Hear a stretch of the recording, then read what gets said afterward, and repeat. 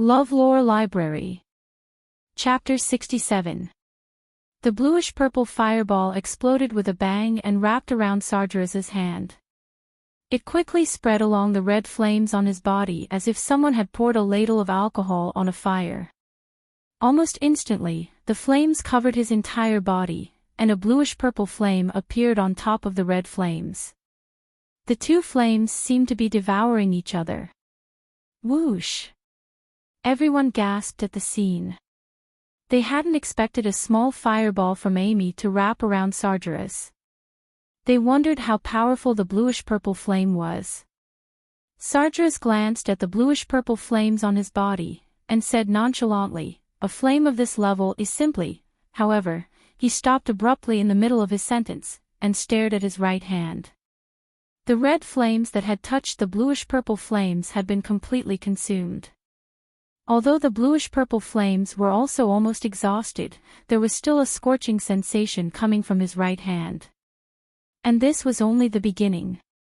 After a hole appeared on his right hand, the burning sensation quickly spread upward. He hadn't felt heat for a long time, but now he felt a little hot. His hard skin even felt like it was being pricked by needles. Meg was a little surprised to see the change in Sargeras's expression. He had thought that Amy's fireball would have no effect on Sargeras, a lava demon, since it couldn't even burn charcoal. But now, it seemed that the situation was a little different from what he had imagined. Amy's fireball seemed to be very powerful. As a weakling with a combat prowess of only 1.5, Meg naturally couldn't just charge forward and fight with his life on the line. That was no different from suicide, and he wouldn't do that. But he wasn't worried that Sargeras would tear down the restaurant. It was obvious that he was very satisfied with the Ruggiemo. It could even be said that he craved it. It must have some kind of urgent effect on him. This was where Meg's confidence came from. Other than Amy's, there was no other restaurant on the Norland continent that could make Ruggiemo like this. Therefore, no matter how angry this lava demon was, he wouldn't attack the restaurant or the father and daughter. It was a good choice to test the upper limit of Amy's fireball.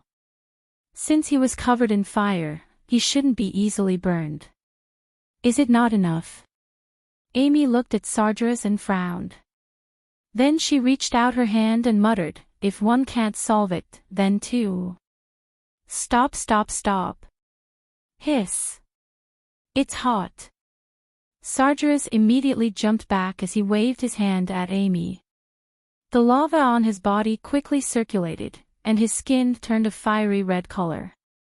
Only then was he able to withstand the bluish-purple flames, which had already completely exhausted the red flames. Sargeras heaved a sigh of relief. Looking at Amy, who was still holding out her hand, he hurriedly waved his hand and said, "I'm not coming. I'm not coming anymore. One is enough." His eyes were filled with fear and helplessness. Pfft. Many customers in the restaurant burst out laughing. Sargeras, who was huge and hot all over, was standing in front of the cute and small Amy as if she were a cat or a mouse. This scene was a little funny no matter how you looked at it. But apart from the laughter, they were also a little surprised. This lava demon didn't look like a demon with an empty shell. This race was very powerful among the demons. If it weren't for the fact that there were so few of them, they could probably be ranked among the top 10 demon races.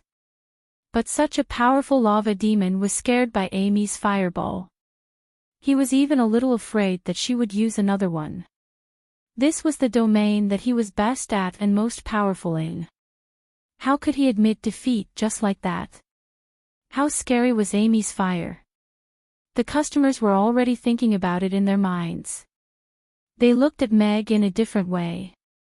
How could a person who could open such a stylish and delicious restaurant be simple? Even his 4-year-old daughter had the ability to frighten lava demons. It seemed that he couldn't be picky in the future, and he couldn't lose his temper in the restaurant. He also had to pay for the meal obediently. They couldn't bear such a fireball. Sargeras heard the laughter of the crowd, and his already red face became even redder. He was a lava demon warrior, and now he was scared of a little half-elf girl. It was indeed a little sullen. Although the bluish-purple fire was a little scary, it wasn't the main reason he was scared. The slow spreading speed was enough for him to summon a lava meteorite and destroy the restaurant 3 times. But what could he do? If he destroyed the restaurant, the breakthrough opportunity that he had been searching for 50 years would also be ruined. This was something he couldn't accept. So he couldn't touch the restaurant, the boss, and the little daughter of the boss. But if he ate another bluish-purple fireball, he felt that a layer of his skin would be burned. The process would be very painful, and he might not be able to resist the urge to attack. After thinking about it, he could only admit defeat. That's enough. Meg put his hand on Amy's head gently, and motioned her to take back the fire that was about to come out. He also stopped smiling. He looked at Sargeras seriously and said, "Sir, the restaurant has rules. Fighting and threatening the boss and staff are strictly forbidden in the restaurant. Otherwise, you will be blacklisted and banned from the restaurant forever." "Boss, I was just kidding. You see, the little girl is very happy." Hearing that, Sargeras quickly extinguished the fire on his body, rubbed his bald head, and laughed awkwardly. Then he quickly put the gold coins in his hand on the table and said, 10 gold coins for the chair and 3 gold coins for the Lagi Ruggiamo. Here's all the money you're supposed to give me. But boss, I don't have enough money today. Can you sell me 10 Lagi Ruggiamos on credit? I swear on my reputation as a lava demon warrior that I will pay you back as soon as I earn the money from the adventure today. Meg shook his head. He walked to the table and turned over the menu. There were 3 rules on it. I'm sorry, but the restaurant has rules. We don't accept any so-called reputation guarantees. We only accept cash. No credit. System, you're so smart. Meg praised the system in his mind when he saw the 3rd rule on the menu about no fighting and threatening the boss. The writing fee is 16 silver coins. Automatically deducted, the system said. Can you stop thinking about making money all day long? Can you be a little more serious? Meg couldn't help but complain in his heart. But Sargeras still didn't give up. He wanted to eat 10 of these Ruggiamos that could loosen the shackles. Apart from the effect, they were also the most delicious. Chapter 68. What's this? In the Aiden Square outside the restaurant, a white-haired old man in a pure white magician's robe was resting under a large tree when he suddenly looked up with a surprised expression. His deep eyes narrowed slightly as he murmured to himself, "This magic wave. Could it be that it's from the elven race? No, it should be a human. That's not right either. Strange, strange. What is it? What a strange magic wave." Crassus Io hesitated for a moment. Then he picked up his staff, which was as tall as a man, and walked slowly toward the restaurant. He had been wandering in Chaos City for many days without finding anything. Maybe he could find a surprise here. In the restaurant, Sargeras looked at the menu on the table, Amy, who was encouraging him, and Meg, who didn't seem to want to negotiate. He sighed helplessly. Money is indeed important in this world. Although he felt that Meg was a little unreasonable, when he thought of the delicious and magical Ruggiamo, Sargeras felt that it was understandable that the owner of the Ruggiamo had some rules and temper. Besides, even this little girl could use such a terrifying fireball spell. Meg was very likely to be a powerful magic caster. But he looked so young and didn't wear any magic accessories, so it was easy to ignore him. When he was in the capital of the Roth Empire, he saw a white-haired old human magic caster who defeated a giant dragon with a fireball spell. He was very powerful. Later, He heard that the old magic caster was a consecrator of the royal family and one of the most powerful magic casters in the Roth Empire. He didn't remember the old magic caster's name. Okay, then I won't break the restaurant's rules. I'm Sargeras. I'll be back. Sargeras reached out his hand to Meg. Saw. Sargeras. Meg was a little confused.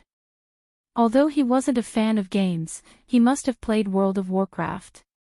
He hesitated for a moment, and then asked, "Where's your Burning Legion?" Ha! Sargeras looked at Meg in confusion. Looks like you just have the same name. Meg heaved a sigh of relief.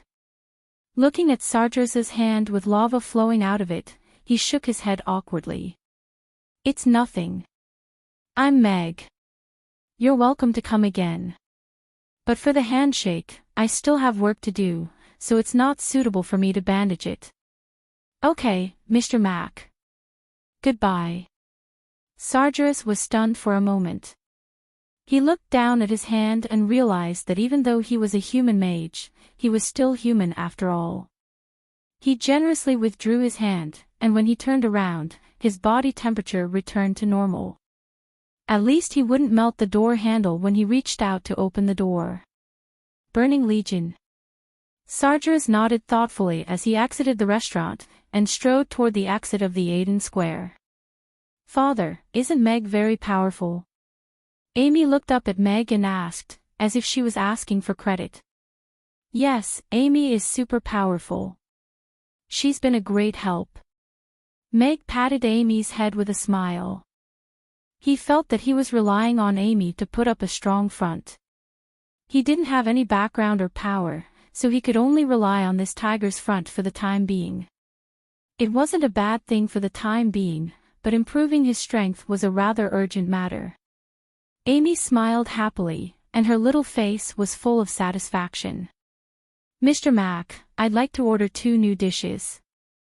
At this moment, the customer who had just entered the restaurant and hadn't ordered yet raised his hand carefully. His tone was rather polite. I'll have 2 dishes too. It's okay, you can take your time. The customer next to him also had an amiable smile. Okay, please wait a moment. Meg nodded with a smile. He let Amy and Ugly Duckling play first while he strode quickly to the kitchen. Looks like the magic wave just now was released by this little fellow, right? Crassus stopped outside the floor-to-ceiling window, and looked at Amy, who was holding an orange and white little beast in her arms. He was a little shocked, and then shook his head with a look of pity. He sighed, and said, "What a pity." She was supposed to be a very talented prodigy, but the conflict between the 2 bloodlines ruined her. Otherwise, the purpose of this trip would have been achieved. This man is really a sinner. What a good piece of unpolished jade. Just a little bit of polishing, and she'll become a great treasure. Crassus was so angry that he stomped his feet. He hesitated to leave, but his eyes were fixed on Amy, and he couldn't move his feet. He just stood in front of the window like a fool. Ugly Duckling, do you think this white-bearded grandpa is standing there without moving because he doesn't have money, so he doesn't dare to come in? It's just like the little match girl. If he also sells matches, shouldn't we buy one for him? Amy also noticed Crassus standing outside the window. She walked closer with Ugly Duckling in her arms, and looked up and down at Crassus with her big eyes. She wanted to see if he had a little basket full of matches hidden in his robe. Meow, Ugly Duckling responded. It also looked up and down, although it didn't know what a match was. This little fellow is very intelligent. Although she's a half-elf, she might be a talent. Maybe I can get in touch with her. Crassus thought to himself as he looked at Amy, who had her hair tied up in 2 pigtails and was looking at him with her big blue eyes. She was very intelligent and very cute. However, he took a look at the busy restaurant and the timetable hanging on the door, and didn't rush into the restaurant. Instead, he stared at Amy and Ugly Duckling through the transparent glass for half an hour. When Meg was serving the dishes, he also noticed Crassus standing outside the window in a white magician robe. Compared to Julian, who was wearing a black magician robe and looked a little cold and gloomy, Crassus had long white hair and a long white beard. He was wearing a white magician robe and holding a light gray magician's staff. He was more in line with Su Yang's imagination and aesthetics of magic casters. Amy stood for a while, and then sat down at a table near the window with Ugly Duckling in her arms. They continued to stare at each other without blinking.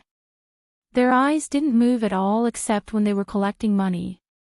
When it was almost 9 o'clock, there were fewer and fewer customers in the restaurant.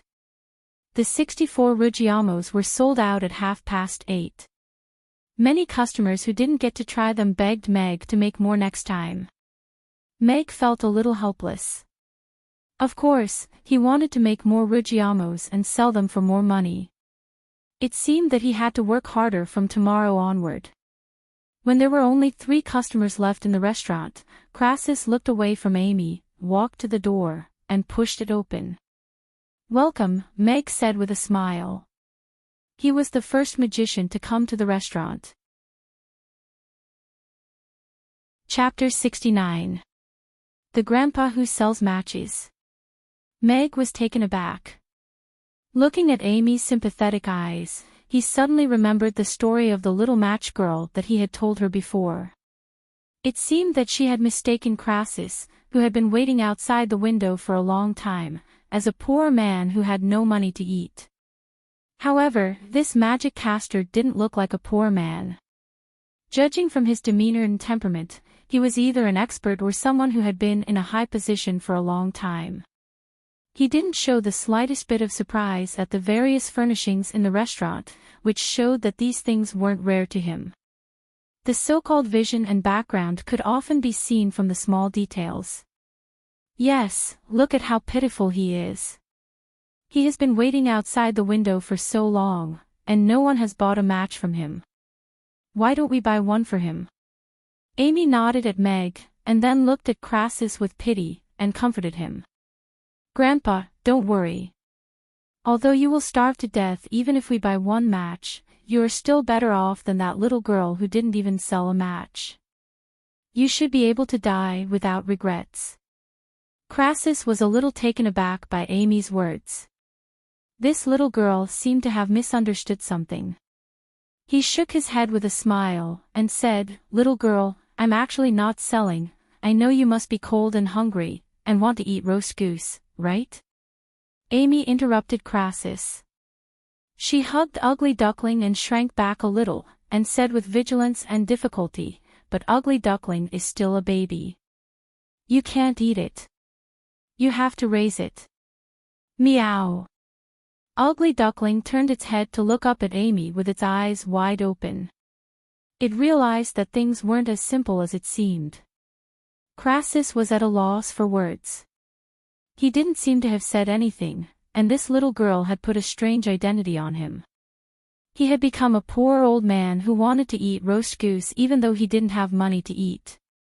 Most importantly, what did this have to do with that cat-like little beast? Looking at the vigilant Amy, Meg almost burst out laughing. Seeing the awkward look on Crassus's face, he hurriedly said with a smile, "Sorry, Amy took my story seriously. What would you like to eat? The menu is on the table. You can check it yourself. L'Auge Ruggiamo is sold out." "All right." Crassus didn't think much of it. He sat down across from Amy and leaned his wand against the glass window behind him. He smiled kindly at Amy and picked up the menu on the table. His purpose of entering the restaurant was to test whether Amy had the talent to learn magic, and at the same time, to find out the intentions of the restaurant owner. However, asking such a question as soon as he sat down was obviously a bit abrupt. Of course, he wasn't worried that someone would refuse his request. As long as he revealed his identity, the people on the Norland continent who wanted to be his disciple could line up from the imperial palace to the gate of the capital. Accepting a half-elf as his disciple would put him under some pressure from the outside world, but he didn't care about that anymore after he was over 120 years old. Now, he just wanted to find a suitable disciple and pass on all he had learned in his life. As for whether the disciple was a human, an elf, or even a half-elf Crassus, he didn't care. They could say whatever they wanted. Who would dare to teach an old man like him a lesson? This restaurant was the most comfortable one he had been to in Chaos City these days. Of course, it was only comfortable. Compared with the imperial palace of the Roth Empire, it was far from luxurious. The restaurant had been very lively earlier. Since there were so many customers in such a corner, he thought that the restaurant must have a good variety of dishes. However, when he opened the menu, he found that there were only 2 dishes on it. Just now, the owner said that Laggi Ruggiamo was sold out, which meant that only the top dish, Yangzhou fried rice, was available now. "Boss, what's this Yangzhou fried rice?" Crassus looked up at Meg and asked. He had lived for more than 120 years, and had never heard of this kind of food. And 600 copper coins was not cheap. 1 plate was enough to feed an ordinary family of 3 for 10 days. It's super delicious. It's super delicious rainbow fried rice. Amy answered quickly. Then she looked at Crassus worriedly, and said, "I know you want to eat it, but we don't take matches. We only take cash. If you don't pay after eating it, I'll set you on fire." "Actually, I have money." Crassus smiled gently. An old, skinny hand reached out from his loose magician robe and laid flat on the table. There were 2 dragon coins in his palm. "Ha! Don't you sell matches?" Amy looked at the dragon coins in Crassus' hand with a puzzled expression. "I don't sell matches, but if you want, I can make a match for you." Crassus snapped his fingers on the table, and a match as thick as a pinky and 2 fingers long appeared on his fingertip. Mag looked at this scene with astonishment. This was a magic that was more advanced than magic. Creating something out of thin air was indeed an impressive feat compared to Amy's fireball, which could only cause destruction. Crassus' ability to make a match was more like a technical work. It was as if he had integrated magic into his daily life. He could do it so easily, he thought to himself. This must be a very powerful magician. Wow! Do you know magic? Amy looked at the match in Crassus' hand, and her eyes lit up. Crassus smiled and nodded. "I'm a magician. Of course I know magic. This is just a little trick. The real magic can drive back dragons and stop trolls. Do you want to learn it?" "Ha!" Meg thought Crassus was going to order food. He didn't expect him to change the topic and try to persuade Amy to learn magic. This made him a little wary. Although Amy also wanted to learn magic, their identities were a little special, and they couldn't expose it yet. Meg secretly left the capital with Amy and came to Chaos City because he didn't want to live under the ridicule of those people. Those people left him alive that night because they wanted to see him make a fool of himself.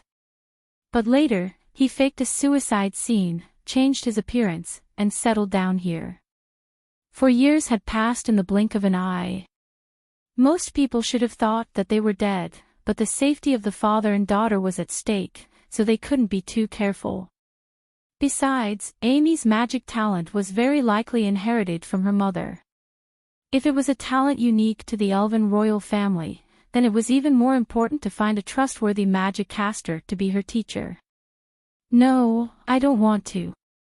She pointed at Mag and proudly said, "My father is also a super powerful magic caster. He conjured up a beautiful restaurant, and he can cook all kinds of delicious food. Can you do that?" Mag nodded. Mag nodded. "That's right." Crassus was stunned. He really didn't know how to cook. However, when he looked up at Meg, Crassus didn't sense any magic waves from him. The restaurant was also built and decorated with ordinary materials. Although the materials used were much better than ordinary restaurants, it had nothing to do with magic. It seemed that the owner had told some lies in order to create a good image in his daughter's heart. Chapter 70. Okay, please wait a moment. Meg nodded and turned to the kitchen. He was quite satisfied with Amy's answer. At least the little girl didn't agree to teach her magic immediately. However, it seemed that this magic caster didn't intend to give up, so he was still a little wary. White-bearded grandpa, where are you from? Amy was sure that Crassus wasn't here to sell matches and that he had money on him, so she wasn't in a hurry to let him go. She asked curiously. My name is Crassus Io. I'm from Rhodu, the capital of the Roth Empire. It took me half a year to reach Chaos City, which is dozens of times bigger than Chaos City, Crassus said with a smile, trying to make his voice and expression as friendly as possible. If the people in the Tower of Offerings saw the usually serious and even rigid Lord Crassus talking to a little girl in such a friendly manner, they would be shocked speechless. Meg, who had just reached the kitchen door, suddenly stopped and couldn't help but clench his fists. Half of the powerful human magic casters were in Rhodu, the capital of the Roth Empire. The most powerful ones were enshrined in the glorious 36-story Magus Tower in the palace. These people were worshipped by the royal family, so that tower was also called the Tower of Offerings.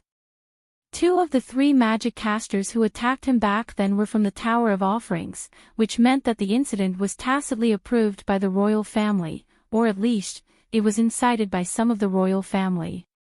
Although the incident had shaken the empire's military, the king ordered the Magus Tower to be reorganized, and 2 small fries from the royal family were thrown out as scapegoats to suppress the incident. Meg found the name Crassus in the memory of his predecessor. He was one of the magic casters enshrined in the royal family of the empire. It was said that he was more than 120 years old, and was a little mysterious and reclusive. He rarely stepped out of the Magus Tower, and never participated in any important events in the Roth Empire.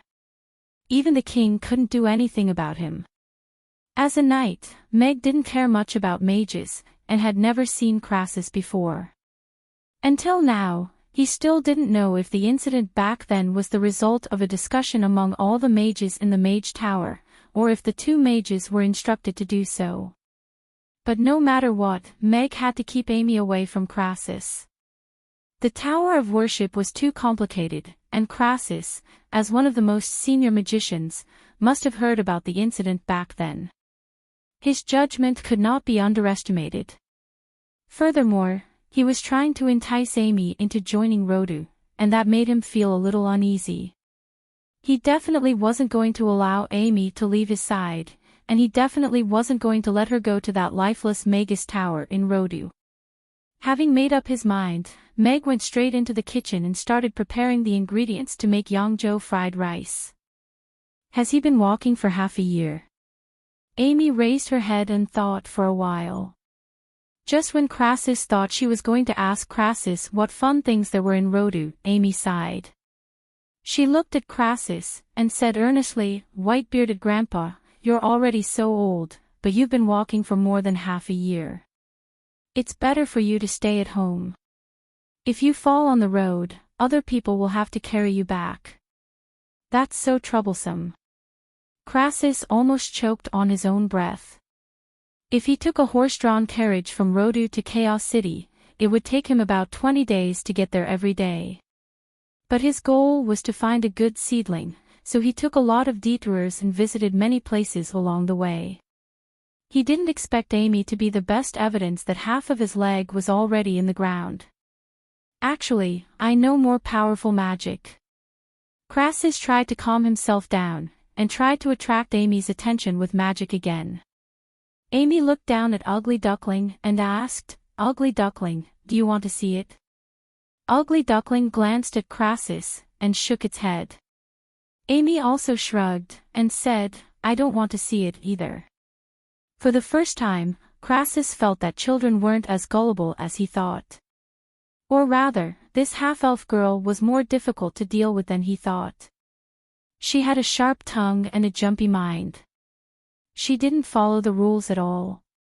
Just when Crassus was thinking hard about how to make Amy interested in him, Meg came out with a plate of Yangzhou fried rice. He put it in front of him, and said with a smile, "Your Yangzhou fried rice." "What's this?" Crassus looked at the colorful fried rice in front of him, and his eyes immediately lit up. Just like Amy said, the rice was as colorful as a rainbow, and it was fried into a plate. The rice wrapped in golden eggs and the various ingredients that were the size of rice grains had been cut into pieces by exquisite knife skills. The unique aroma of the eggs and the various ingredients made him swallow involuntarily. Such a rich aroma was even more enticing than the ones made by the chefs in the palace. Crassus, who had lost his appetite for many years, had an urge to try it. He picked up the spoon, and put a spoonful into his mouth. The eggs wrapped in the rice were so tender, and the salty gravy flowed out of the ham after he bit into it. The taste of all the ingredients combined together made him feel as if his taste buds, which had been dormant for a long time, had been reborn. They were nourished by the delicious taste, and he was experiencing what it was like to be delicious again. However, when he bit into the rice wrapped in the egg, he suddenly opened his eyes.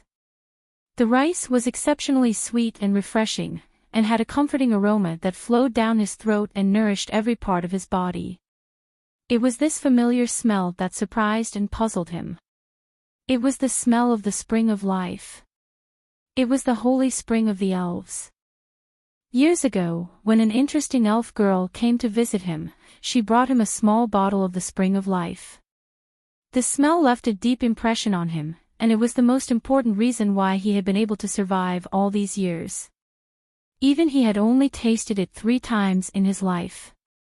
The other 2 times were the benefits of being a consecrator of the royal family. It was a pity that the girl, such a good girl, had met the wrong person. Moreover, where did the smell of the spring of life come from in this Yangzhou fried rice? Did the owner pour the spring of life into the rice when he was cooking? Even if it was only a drop, it was still something incredible. Chapter 71. Crassus put down the spoon gently. There was not a single grain of rice left on the plate. He chewed the last mouthful of fried rice carefully, savoring the taste spreading in his mouth. After swallowing, it turned into a warm current, nourishing his almost dried-up flesh and blood. It was as if a new life force was blooming. Even if it was just the last radiance of the setting sun, it made him feel that life had become better. "Boss, give me another helping." Crassus put down the spoon and looked up at Meg. He couldn't remember how long it had been since he had the urge to have another bowl of fried rice, but today, he felt that he could have another bowl. "I'm sorry, sir. The opening hours for this morning have ended, and it's been more than 3 minutes. You can come back during other opening hours." Meg shook his head slightly. The clock on the wall was already pointing to 9:03. His expression showed that there was no room for negotiation. Crassus looked at Meg, took out 3 dragon coins, and put them on the table gently. "I just want another helping. I'm willing to pay double." "Sorry, this is the restaurant's rule." Meg still shook his head. If it were an old man, he might have made an exception and agreed. But since it was Crassus, he couldn't wait for him to leave as soon as possible. In his opinion, this was a somewhat dangerous person. "Father." Amy looked up at Meg, a little hesitant. She felt that the white-bearded grandpa looked quite pitiful, and even offered double the price. But when she saw Meg's expression, she swallowed the rest of her words. "Okay, come back at noon for the next helping." Crassus looked at Meg deeply to make sure that he wasn't expecting him to continue raising the price. He reached out and put away the 2 dragon coins. Although he wanted to ask about the spring of life, he hesitated and decided to bring it up later. He straightened his magician's robe and sat up a little. He looked at Meg and said, "Boss, apart from that, I have something to discuss with you. I'm Crassus, a 10th-tier magician from the Roth Empire. As I'm getting old, I want to take in a disciple to inherit my legacy. I just sensed a strange magic wave from this little girl. Can you let me check her talent? Maybe she and I are fated." Meg's pupils contracted. A 10th-tier magic caster was the most powerful magic caster on the Norland continent. There were no more than 15 10th-tier magic casters on the entire continent. There were only 4 or 5 worshippers in the Roth Empire, but this Crassus shouldn't have been on the list. However, judging from his expression, it was as if he was talking about something normal, and didn't seem to be lying. "If you want to take Amy as your disciple, are you planning to bring her back to Rodu?" Meg asked calmly as he looked at Crassus. Crassus nodded. "Yes, there are many tools in the Mage Tower that are suitable for beginners to practice magic. There is also a complete magic room there, which makes it easier for the learner to become familiar with magic. As my apprentice, she has the right to enter the Mage Tower. It is the holy land in the hearts of all magicians." The Mage Tower was a revered place in the hearts of most magic casters on the Norland continent. The Mage Tower was an important reason why Rodu was able to retain a terrifying number of magic casters. Even a normal person should know what it meant to enter the Mage Tower, so he wasn't worried that Meg would refuse. Meg shook his head without any hesitation. "Sorry, I don't want Amy to leave my side, and I won't let her go to Rodu alone, so I don't think we're fated." "Yes, I won't leave father." Amy nodded. She sat down in her chair, and reached out to grab one of Meg's fingers. "This." Crassus faltered. He was a 10th-tier magic caster, and a worshipper of the Roth Empire. He wanted to test Amy. If she met the requirements, he could take her as his disciple and bring her back to the Rodu Magus Tower to learn magic. Even the nobles in the imperial capital would go crazy over such an offer. He didn't think that he would be rejected by the owner of a small restaurant in Chaos City. Along the way, Crassus had seen a lot of potential candidates. Many people even wanted to send their children to him, even if they wanted to be apprentices. Crassus didn't even need to reveal his identity. However, Meg didn't even want to give him a chance to test Amy. He was a little surprised by this, but he didn't lose his composure.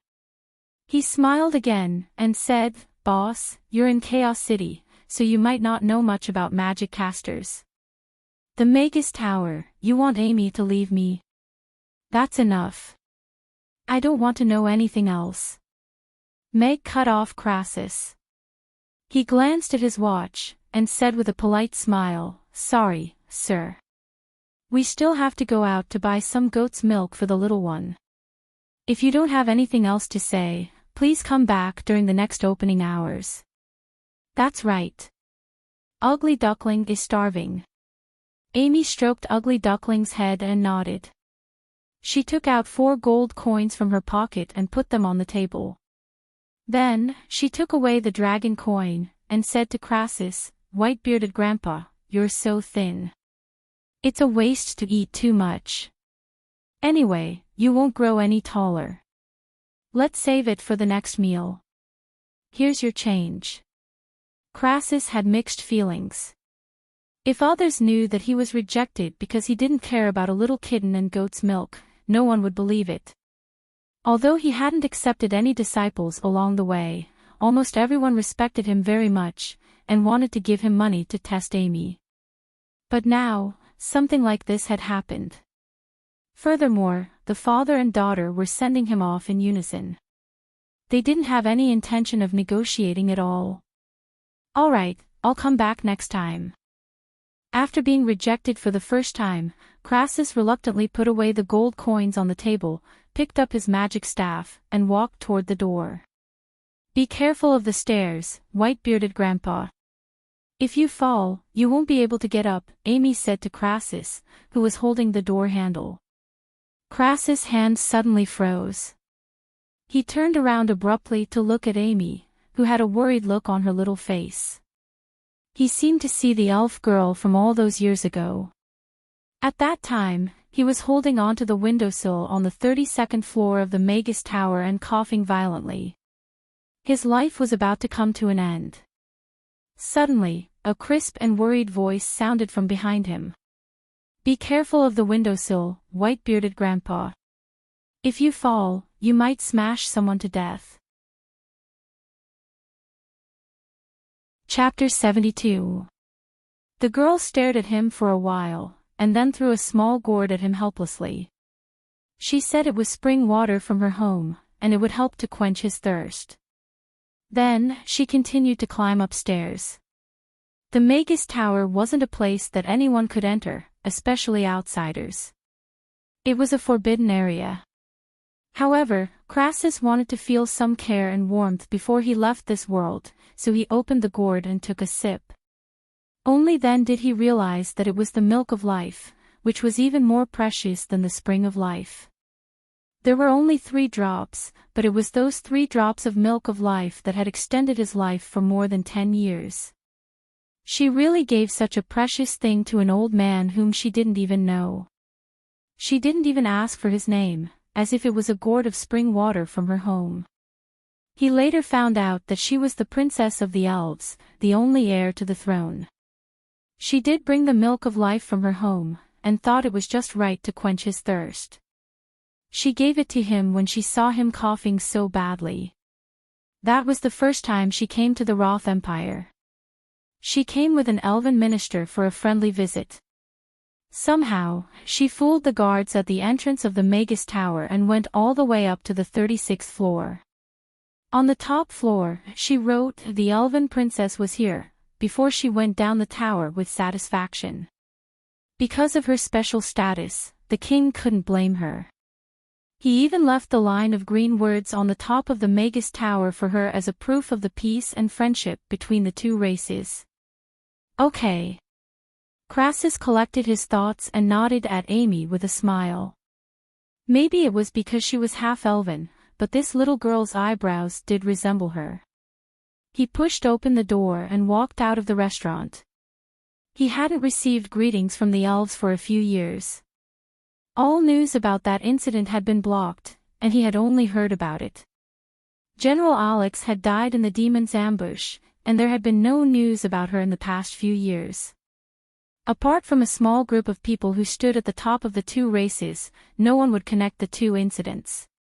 Seems like the owner doesn't want the little girl to leave him. Is he asking him to go to the Magus Tower with her? Crassus looked back at the restaurant and murmured. He walked away slowly with his staff.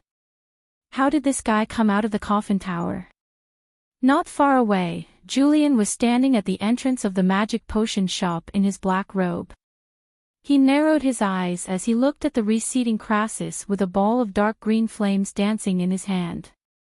He suddenly turned to look at the restaurant nearby, where Meg was walking out with Amy, who was holding Ugly Duckling in her arms.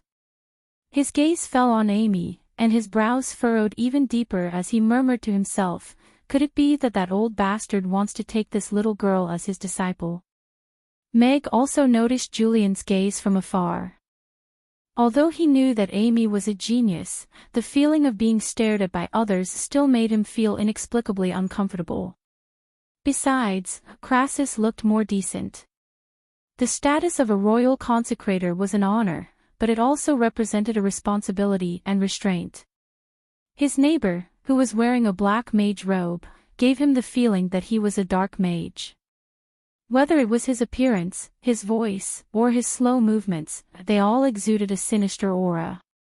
"Good morning, Grandpa Turtle." "Good morning, Black Coal, Green Pea." Amy stopped in her tracks and greeted him with a smile. "Turtle." Meg raised an eyebrow. Although Julian was a little hunchbacked, most people didn't like to be given a nickname because of that. It could be said that it was a little impolite. Amy might not understand, but he couldn't just let it go like that. He was just about to apologize. "Morning." Julian looked up at him in response. His voice sounded like two pieces of metal rubbing against each other, and it was a little harsh and scary. Meg swallowed his words. It seemed that he didn't dislike it. However, he felt like he had just seen Crass's gaze. If he also wanted to take Amy as his disciple, then he would have a headache. Black coal still had 2 leaves on its body, and it leaned over to look at Ugly Duckling in Amy's arms. Amy, what's that ugly thing in your arms? It's clearly much cuter than you, but aren't cats only white and black? Why is it orange and white? Green Pea also leaned over, and gave Black Coal a disdainful look before asking curiously. Meow. Ugly Duckling meowed at Black Coal, and stretched out its little pink paws as if it wanted to show off its sharp claws. However, even its meow now had a soft, baby voice. A cat. Black Coal jumped back in shock. However, when he looked at Ugly Duckling in Amy's arms, he raised his head proudly, and said, the esteemed Fama Odin Ben wouldn't be afraid of an ugly kitten with an abnormal color. It's not a cat. It's Ugly Duckling. Amy shook her head, and stroked Ugly Duckling's head to comfort it. She looked at Black Coal, and said, Black Coal, you're clearly the ugliest here. Ugly Duckling can only be ranked second now. Furthermore, it can grow up. Black Coal became a little nervous upon hearing that. He looked at Ugly Duckling, who was wagging its little tail proudly in Amy's arms, and said with disdain, I'm not afraid of this little thing.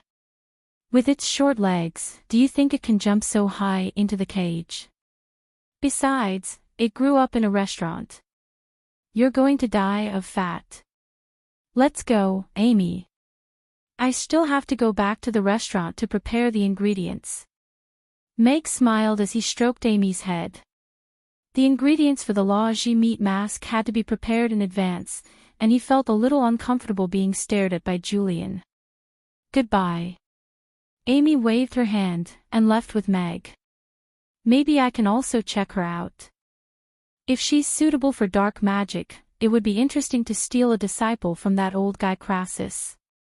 Julian murmured to himself as he watched Amy's back. Meg bought some goat's milk from the market, and filled a bottle for Amy and Ugly Duckling. Seeing the 2 little ones sucking happily, he poured a cup for himself and drank it. Although strengthening one's body couldn't be completed in a day or 2, he could still feel his strength slowly increasing. Meg looked at the mission progress chart in his mind as he kneaded the dough. He didn't have to worry about the mission of selling 1,000 Rugiamos. With his current progress, he could complete it in about 6 days. However, there were only 10 more customers in the restaurant in the morning, which meant that there were only 10 new customers. There were too many old customers, and this growth rate made him a little anxious. I have to improve my efficiency. It takes too much time to order and serve food. Amy obviously can't handle these 2 tasks. It's about time to hire someone, Meg thought. Chapter 73. In the end, Meg decided to improve his own efficiency. If he wanted to limit his purchases, he would have to limit the number of takeouts. Instead of squeezing the customers, he would have to let more people in. However, this was an alternate world, after all, so Mag still had a very important problem to consider. If there were customers with huge appetites like giant dragons and forest trolls in the future, they might be able to buy the restaurant's entire supply for a day. Should he be forced to limit his supply, or should he ask the system for a bigger oven and make extra large Rugiamos? He had to think about it when he was free. After all, even Sargeras had ordered 10 Rugiamos in one sitting. Of course, the main reason was that he was selling single items. He had to make every single item by himself. If there were semi-buffet dishes like hot pot and spicy soup, he would be able to save a lot of effort. There was a recruitment agency in the Aden Square. Businesses and people looking for jobs could go to the agency. It had formed a complete industrial chain. It was said that as long as the price was right, any kind of employee could be found. Meg decided to wait for the restaurant's first rest day to come in 2 days, and then he would go to the intermediary to take a look. It didn't matter if the salary was higher, but he had to find someone who was reliable, hardworking, and not talkative, and could do his job well. He had sold out 64 Ruggiamos in an hour in the morning, and the lunch time was half an hour longer. Therefore, Meg planned to make more Ruggiamos at noon. If he could make 16 more Ruggiamos, he might be able to attract more customers. After drinking the goat's milk, Ugly Duckling fell asleep. Maybe it was because of it, Amy also fell asleep on the counter. Meg looked at Amy's back through the glass window, and a smile appeared on his face. Although there were all kinds of races in this alternate world, he had been living a comfortable life these days. He didn't feel threatened. Under the management of the Grey Temple, Chaos City was very safe. This was why Meg Alex had chosen to come to Chaos City when he was almost disabled. The order established in the chaos made the weak feel more comfortable and safe than the rules established by money and power in the territories of other races. At noon, as usual, they had their lunch in advance. Meg chose to ignore Ugly Duckling's resentful gaze. In any case, he couldn't give it any food right now. Meanwhile, Amy was enjoying her meal right in front of Ugly Duckling. Sometimes, she would even place the spoon in front of it for a while, but she just wouldn't let it have a taste. It was so hungry that it began to beg Amy to let it have a taste. With just this bit of backbone, it seems like you won't be able to become a master in this lifetime. Meg looked at Ugly Duckling, which was begging Amy for food, and heaved an internal sigh. In terms of training, Amy was indeed better than Ugly Duckling. She had managed to train an orange cat to the point where it didn't have any temper. It's useless even if you beg me. Anyway, you can't eat rainbow fried rice right now. I'm seducing you on purpose. Amy smiled happily.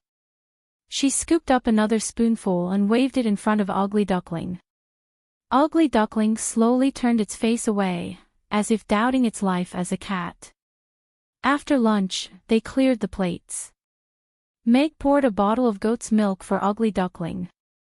When he passed the bottle to it, Ugly Duckling bared its teeth and showed him its teeth in all directions, as if to remind him that its teeth were all grown out. It's growing quite fast. Looking at its little teeth, Meg was a little surprised. But before Ugly Duckling could be happy, he shook his head again and said, "But it's still not enough.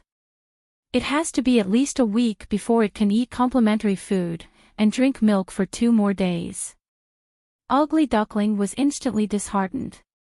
It bit its pacifier unhappily and turned its face away from Meg and Amy. It drank its milk silently. Looking at these two fellows, it felt really bad. The number of diners at noon was even more than Meg had expected. Because the restaurant was located in a remote area, it was inconvenient for customers who had a short lunch break to come. Moreover, a meal cost at least 300 copper coins, and not everyone could afford 3 meals a day.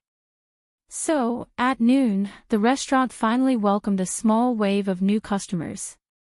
Over there, over there. Park the carriages further away. Don't spoil the customer's appetite. Don't you see that big transparent crystal? It's so that the customers can see the beautiful scenery of the Aden Square. Harrison got down from the carriage, and waved his chubby arms to guide the carriages behind him to stop in the distance. 5 well-dressed young masters got off the carriages. They were basically the same size, with thick legs, bucket waists, and necks almost as thick as their heads. The 6 of them stood in a circle, looking like 6 fat brothers. "Harrison, you sent us a letter saying that you would take us to a new restaurant tonight. Not only is it delicious, but it can also help us lose weight." "Is this the restaurant?" one of the fat men in yellow asked Harrison with a puzzled expression. The restaurant's decor was indeed one of the more high-end restaurants in the Aden Square, but these self-proclaimed foodies never cared about the environment of the restaurant. They often patronized roadside stalls with good food. There were indeed many customers in the restaurant at this time, but looking through the transparent crystal, most of the customers were of normal size. If it really could help them lose weight, then why were these skinny people here? Harrison's best friends all came from well-to-do families. The yellow-robed family owned 3 inns, while the green-robed family owned the most popular tea shop in Chaos City. In any case, they didn't have to worry about making a living since they were born, and could even get quite a bit of pocket money every day. Usually, they would eat, drink, and play together. If anyone found a place with good food or fun, they would share it immediately. Therefore, after receiving Harrison's invitation yesterday, they agreed to taste the amazing food that Harrison mentioned this afternoon. Yes, this is the restaurant. But the weight loss effect is only effective for people of our size. Don't say that I didn't explain it clearly later. Harrison nodded. He looked in the direction of the restaurant, and lowered his voice, saying, "Remember, don't mess with the restaurant owner's daughter. Even orcs and demons have to be afraid of her. She's that scary." Everyone was shocked to hear that. Harrison was one of the boldest people in the group, but now he was so afraid of the restaurant owner's daughter. They all nodded. "Let's go in. I'm hungry." Harrison pushed open the door and entered the restaurant, and the others followed him. The 6 fat men, who weighed more than 100 kilograms on average, walked in one after another. The light outside dimmed, and cast a row of shadows, attracting the attention of the customers who were eating. Chapter 74.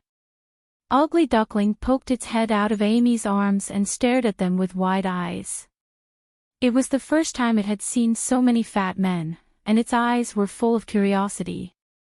Meg, who had just come out with 4 Ruggiamos, was also a little surprised. Harrison had said he would bring his friends here, and he didn't expect that he would really bring 5 of them today. However, as Mag looked at these 6 unusual customers, the image of them happily eating Ruggiamos with their fat jiggling all over their bodies flashed through his mind. The picture was so beautiful that Meg didn't dare to keep thinking about it. However, he was quite happy to have 5 new guests. "Mr. Mac, I'd like 3 Ruggiamos, please." Harrison sat down at a table and said to Meg as if he was familiar with him. Since he had Ruggiamos at noon yesterday, he had eaten 3 meals in the restaurant for the past 2 days. He had woken up a little late this morning, so he didn't get to eat Ruggiamos, so he made an appointment with them at noon a little earlier. They arrived shortly after the restaurant opened for business. "Okay, please wait a moment." Meg nodded and turned to go into the kitchen. They divided into 2 groups and sat down at a table of 3. "It smells so good." The fat man in yellow couldn't help taking a few deep breaths as soon as he sat down. He looked around, trying to find the source of the aroma. "Yeah, what meat is this? How can it smell so good?" The aroma of the meat in the air made everyone swallow their saliva. They couldn't help but ask Harrison. Different from the aroma of roast meat, this aroma was more enticing. However, their eyes were soon attracted by the Ruggiamo in the hands of the small-eyed man sitting at the next table. The tantalizing aroma of the meat wafted over. There was a white cake in the brown paper bag, and there seemed to be a thick layer of meat in it. He squinted his eyes and took a big bite with both hands. He chewed happily and then swallowed slowly. Gulp. Everyone swallowed their saliva almost at the same time. "What's this? I want that, too." They all turned to look at Harrison and asked eagerly. It was too torturous for foodies to watch others eat in front of them. "This is the legendary La Ruggiamo, the delicacy that I strongly recommend for you today," Harrison said calmly. Looking at everyone's expressions, he was actually overjoyed. He just liked seeing them act like they had never seen the world. "Boss, I want 3 La Ruggiamos." "I want 3 too." "Me too." As soon as Harrison finished speaking, everyone had already raised their hands to order. Their appetites were relatively similar, so they all chose to order according to Harrison's portion. Okay, please wait a moment. Meg placed a plate of Yangzhou fried rice in front of a customer, then turned around and went back into the kitchen. When he was busy, he was no different from a spinning top. What's that colorful thing? It also looks delicious. The red-clothed fatty looked at the Yangzhou fried rice and asked curiously. It's rainbow fried rice. It's super delicious. Amy, who was sitting behind the counter, responded. She looked at the 2 tables of the winter melon core and found it very interesting. Everyone looked over at the same time. When they saw Amy, who looked delicate and cute, sitting behind the counter with a strange-colored kitten in her arms, their eyes lit up. It was rare to see such a cute little girl. Although she looked like a half-elf, the pure-blooded elves they usually saw were not so cute. That's the boss's daughter. Harrison reminded them in a low voice, covering his mouth with his hand. This morning, he saw with his own eyes that Amy only threw a fireball and made the lava troll admit defeat. Although she looked delicate and cute on the surface, she was actually a little witch through and through. What a cute little girl. She's not as scary as you say. Demons, orcs, and so on must have admitted defeat because she's so cute. The blue-clothed fatty waved his hand. He didn't believe that the harmless-looking Amy could be scary at all. That's right, that's right. I've never seen such a cute little girl. The red-clothed fatty next to him also nodded. Okay, it's up to you. Harrison put his hand to his forehead and felt a headache coming on. It seemed that it would not be easy to convince them that Amy was really scary. Little boss, then I'll have a super delicious rainbow fried rice, the blue-clothed fatty said with a smile. He looked at Amy with a smile.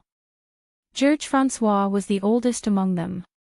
His family had several ironware workshops and shops. He was now in charge of 2 of them, but he usually had nothing to do, so he just followed Harrison and the others.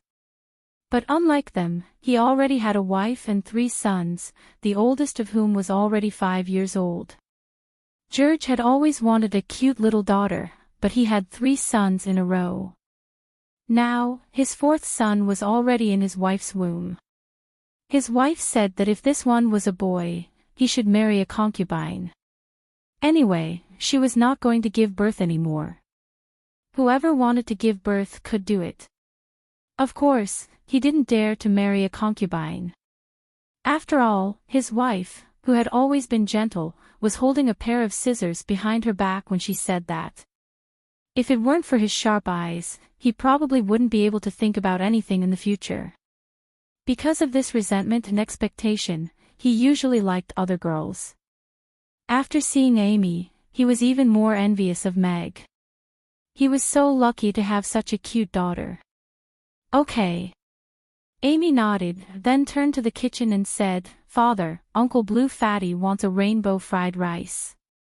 Pfft! Harrison and the others burst out laughing. Although they were about the same size, they were still very happy to see George being given such a nickname. George was stunned, and his expression became a little strange. Uncle Blue Fatty, what kind of nickname is this? But looking at Amy's cute and serious expression, he just couldn't get angry. Even he wanted to laugh. Uncle's yellow fatty, green fatty, red fatty, green fatty, and gray fatty, what are you laughing about? Amy asked curiously as she looked at everyone who was convulsing with laughter. Everyone's laughter stopped abruptly. They looked at each other's clothes, and their expressions became a little interesting. This girl is indeed not as simple as she looks. This was the thought that flashed through everyone's mind at the same time. They were really angry and wanted to laugh at the same time.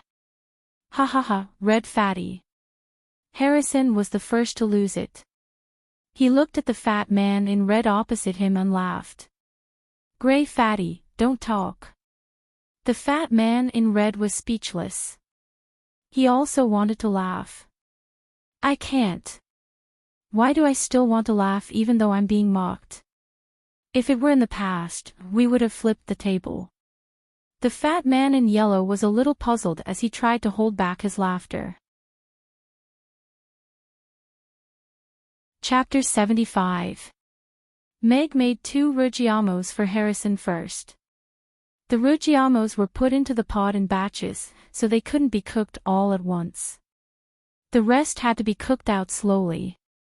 Besides, ruggiamos were best eaten while they were hot. The delicious gravy was still in the pot, and didn't affect the soft and crisp texture of the ruggiamos. Therefore, even if the customers ordered more than 1 ruggiamos at the same time, Meg would serve them in batches. Of course, those who ordered first got first. Please enjoy. Meg nodded with a smile, and turned to the kitchen. The customers who had ordered Yangzhou fried rice had been waiting for a while. This smell. The fat man in red sitting opposite Harrison smelled the rich aroma of the meat, and his eyes widened.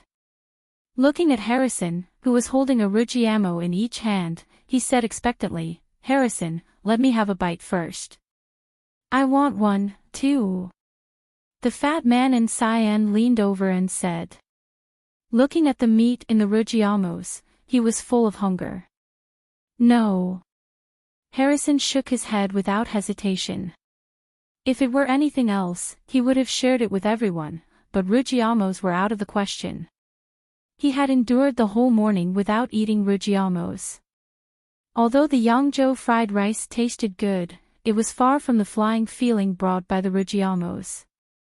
Looking at the customers who were looking at him eagerly, he said with a smile, "Wait for your turn. I'll start first." "Is it really that good?" The customers thought curiously. Harrison was always easy to talk to.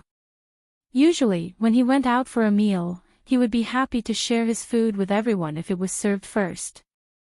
But today, he didn't even let them have a bite, which made them look forward to it even more. Harrison raised the ruggiamo in his right hand and took a big bite.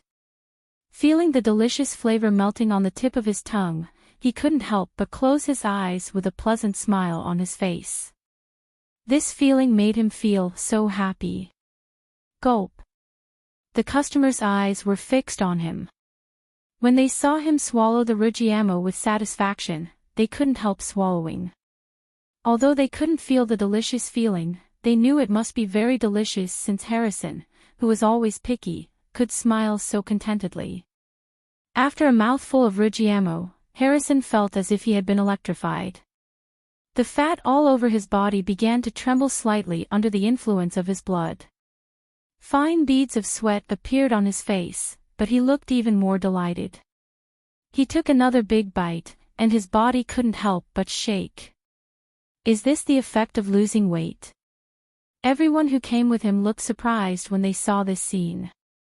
When Harrison said that he could lose weight, they didn't believe it, but now it seemed like it was true. The customers sitting nearby also noticed Harrison's trembling fat. They looked at the ruggiamos in their hands in surprise, and then at the ruggiamos in Harrison's hands. They didn't feel anything different, but why did they only feel a little restless after eating the ruggiamos? It wasn't as exaggerated as Harrison's. The customers watched Harrison finish the ruggiamo eagerly. After many swallowing mouthfuls of saliva, Meg finally came out with 5 ruggiamos and gave one to each customer. They came together, and they were all craving the ruggiamos. Of course, they didn't care about who ate first. After eating more than 50 kilograms, they were really good friends. Ugly Duckling, watch carefully. It's going to be spectacular when those 6 wintermelons shake. Amy held Ugly Duckling in her arms and watched with wide eyes. She also held Ugly Duckling a little higher. Meg, who had just walked to the counter, couldn't help but stop and look back. It wasn't easy to gather 6 customers of the same size, and they all ordered ruggiamos at the same time. They held the ruggiamos in their hands and looked at them carefully. They cut them down the middle and stuffed them with minced meat. Although they boasted that they had eaten all over Chaos City, this was the first time they had seen this kind of ruggiamos. Tempted by the aroma and Harrison's eating style, they all picked up the ruggiamos and took a bite almost at the same time. Harrison, who had just finished one ruggiamo, looked at them and smiled. They would love it after tasting it. He took a big bite of the second ruggiamo. "Ah!" 6 long exclamations of admiration sounded almost at the same time. Although they weren't very loud, they were surprisingly in tune, and attracted a lot of customers' attention. The customers who had tasted ruggiamos all knew that the sound they made when they swallowed for the first time was completely out of their control. It was the most realistic reaction of the body. It was the feeling that they couldn't control themselves. Therefore, they didn't feel disgusted by it. Instead, they felt like watching others make a fool of themselves like they did. However, the customers who turned their heads around were soon stunned. The 6 customers who had taken big bites of ruggiamos started to tremble from their calves to their thighs, then to their stomachs and necks. Their fat was trembling like waves. The 6 of them sat close to each other, creating the feeling of waves. The customers wanted to laugh, but they didn't think it was appropriate to laugh out loud, so they had to hold it in. Looking at the huge waves, they couldn't take their eyes off them. The small-eyed man next to them was blushing. If he hadn't been worried that his laughter would be drowned out by the fat people, he would have laughed out loud. "It's fun, it's fun." Amy clapped her little hands happily. This was the most interesting reaction she had ever seen. It was so funny that so many soft and fat uncles couldn't control their fat from trembling. Meow. Ugly Duckling raised its little pink paw to cover its eyes. "These guys are so scary. This scene is indeed more beautiful than I thought." Jiang Hong couldn't help laughing. He hurriedly turned and walked to the kitchen. Ruggiamos were very effective for customers who were too fat. After the news spread, ruggiamos would win the favor of a group of foodies. The customers didn't care what others thought of them at all. They were completely immersed in the delicious ruggiamos. They felt their fat trembling and moving as they experienced unprecedented delicious enjoyment. George slowly put down the bag in his hand, still looking a little unsatisfied. He couldn't help but exclaim, eating delicious food and losing weight at the same time. Only a god could invent such a miraculous food, right?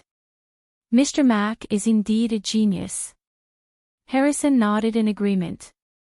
He was 70% full after 2 ruggiamos. One more and he would be full.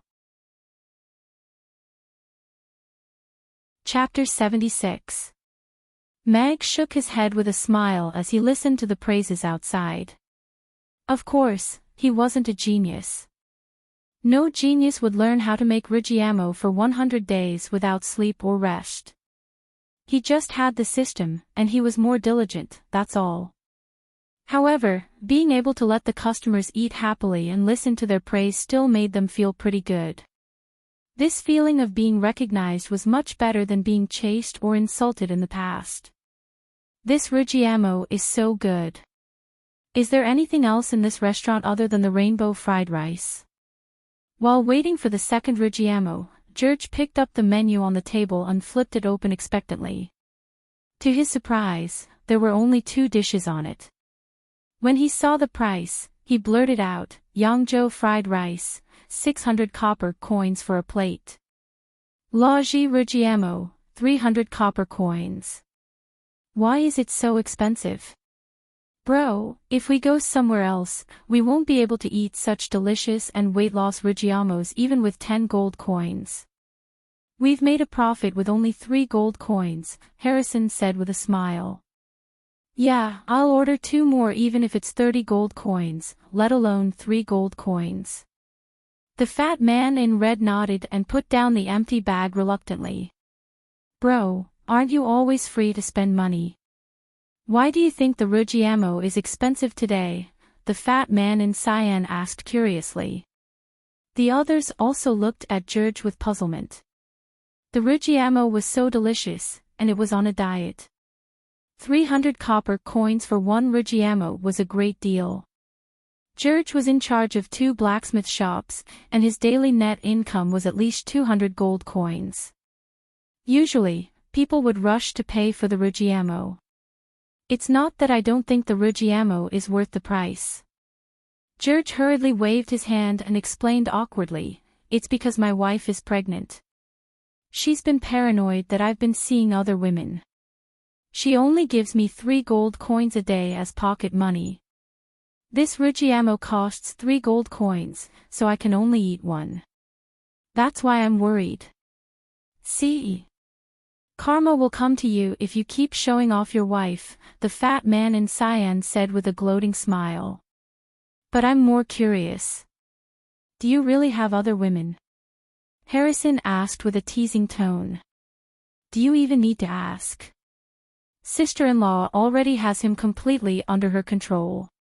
He's already guilty of looking at other women outside, so there's no way he's looking for other women. The red-clothed fatty curled his lips, looking as if he had seen through everything. Now I think it was a wise choice to turn down the marriage arranged by my father the day before yesterday. The fat man in cyan nodded happily. All right, you guys don't even have wives. My wife gave birth to 3 sons for me, and she's pregnant now. I know you're all jealous. George smiled proudly. Then it's probably still a son, but you like daughters. Harrison shrugged and exposed him mercilessly. Take back your words. If it's really a son, I'll send all 4 of my sons to chase after you no matter if it's a daughter or a son. I'll make you feel real despair. George looked at Harrison with a serious expression. Brother, don't be like this. I'll panic. It's a daughter. It must be a daughter in sister-in-law's stomach. Tell those naughty brats of yours to stay away from my daughter in the future. Harrison hurriedly waved his hand in horror. Then you have to show some sincerity. Lend me 10 gold coins first. George reached out his hand to Harrison. All right, you can eat to your heart's content today. I'll pay for you later. We're brothers. Harrison pushed George's hand away with a smile. No, I'm going to bring some back for your sister-in-law. She hasn't had much of an appetite recently. I was going to accompany her at home today, but I heard you say there's something super delicious, so I came to see if there's anything suitable for her. I can't let you pay for it. George was still reaching out his hand with an embarrassed smile. TSK. Brother, you're such a good man. Sister-in-law treated you so badly, but you still want to bring her good food. Harrison was a little emotional, but he still took out a dragon coin from his money pouch and handed it to George. This is nothing. She almost lost her life when she was giving birth to my eldest son. I already told her not to give birth, but she knew I wanted a daughter, so she gave birth to my 2nd son. The next year, she gave birth to my 3rd son. She's pregnant with my 4th son now. If I don't pamper a wife like her and fool around, I deserve to be struck by lightning. George accepted the dragon coin with a smile. Everyone was silent. They had known each other for years, so they naturally knew these things. Although they often made fun of George for being afraid of his wife, they still respected their sister-in-law. Then you can't bring this Ruggiamo for her. If she eats it, she'll probably go into labor today. That would ruin everything. His Yangzhou fried rice is very good. It's very mild and nourishing. You can bring one for her. Maybe it'll be good for the baby. Harrison nodded. Okay, then I'll bring her a Yangzhou fried rice. Is this the rainbow fried rice that little girl was talking about? George glanced at Amy, who was sitting behind the counter. Yes, but I don't know if the owner will let me take it out. Harrison nodded. He was a little unsure.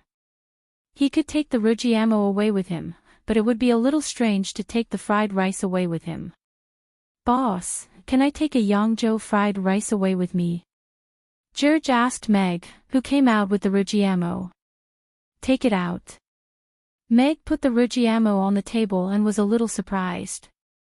In the past 2 days, there had been customers who were in a hurry to eat Ruggiamos while walking, but none of them had asked to take the Yangzhou fried rice away. If they did, they would have to buy a takeout box from the system. "My wife is more than 6 months pregnant, and she doesn't want to eat anything these days.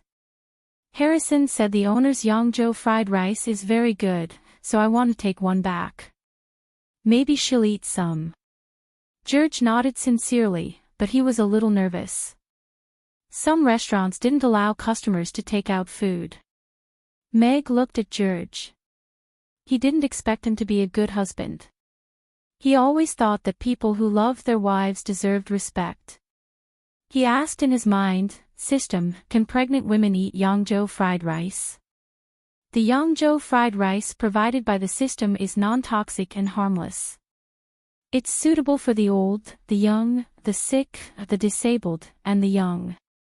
There's no situation where it's inedible, the system answered calmly. After a short pause, it added, "But pregnant women shouldn't eat Ruggiamo." Meg was relieved. He continued, "Then make me a takeout box. Use the same logo as the one on the Ruggiamo bag. It'd be better if the style is the same. It'd be better if it's all brown.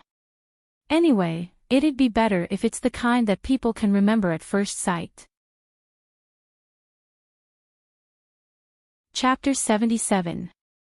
5 copper coins for the Ruggiamo bag, and 10 for the takeout box, Meg said calmly. The system's dissatisfaction. That's not part of the deal. 20 copper coins. The system was silent for a while, and then argued, the host can earn 300 copper coins for a plate of Yangzhou fried rice. Even if you deduct the cost of the takeout box, you still have 280 copper coins left. The system designed the takeout box with the ability of a top designer, and the logo with the ability of a top painter. All the materials are pollution-free, self-degrading, and can be used many times. 5 copper coins. Meg casually threw out his new offer, and then said calmly, "System, do you believe that he won't be dissatisfied if I tell him to take the plate and leave? And he'll even wash the plate and send it back to me tomorrow. Remember, this is a buyer's market. 300 copper coins is still too little for me. 10 copper coins, deal." The system's crisp voice sounded with a bit of grievance and helplessness. "The takeout box is being made. The first batch will be delivered in 5 minutes. "Very good." Meg was satisfied with the system's efficiency. He turned to George and said with a smile, "Okay, but you'll have to add 20 copper coins to the takeout box." 20 copper coins. "Okay, please pack one for me. I won't take my own." George thought for a while, and then nodded. Although other restaurants usually didn't charge extra for takeout, it was still acceptable to add 20 copper coins to the takeout box since a plate of Yangzhou fried rice already cost 600 copper coins. As long as the Yangzhou fried rice was as good as Ruggiamo, and he could let his wife eat more, it wouldn't be a problem to double the price. "Please wait a moment." Tang Sanzang nodded, turned around, and went into the kitchen, ignoring the system's roaring voice in his head. He was better at making money than he thought. He was just lazy in his previous life. George and the others continued to eat the second Ruggiamo, enjoying the delicious taste and the feeling of fat exercise. This slightly spicy meat wave also attracted the attention of the customers who had just entered the restaurant. However, the happy and enjoyable expressions on their faces seemed to be magnified by their chubby faces. They were like a living advertisement, making everyone curious about what kind of delicacy could make them eat so happily. Although they felt that the price of 300 copper coins per serving was a little expensive, they still couldn't help but order a serving. For a moment, many new customers who had just entered the restaurant for the first time were attracted. 5 minutes later, the system notified him that the takeout box was ready.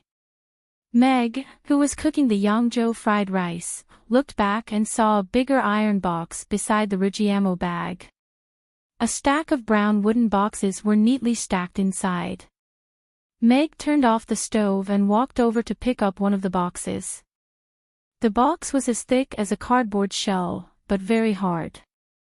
It was also inlaid with a layer of transparent plastic, which looked very fresh and clean. He didn't need to worry about the soup leaking out. The words Amy's were printed in golden letters on the lid of the box, and below it was an outline of Amy's lovely back. In the lower right corner of the box was a row of small words with the restaurant's address. It looked very delicate and simple.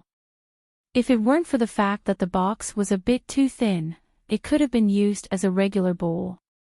Not bad. It suits the atmosphere of the restaurant very well. Meg nodded with satisfaction. The workmanship and quality of the food produced by the system were excellent. 10 copper coins did seem a bit excessive. Of course, he didn't feel guilty at all.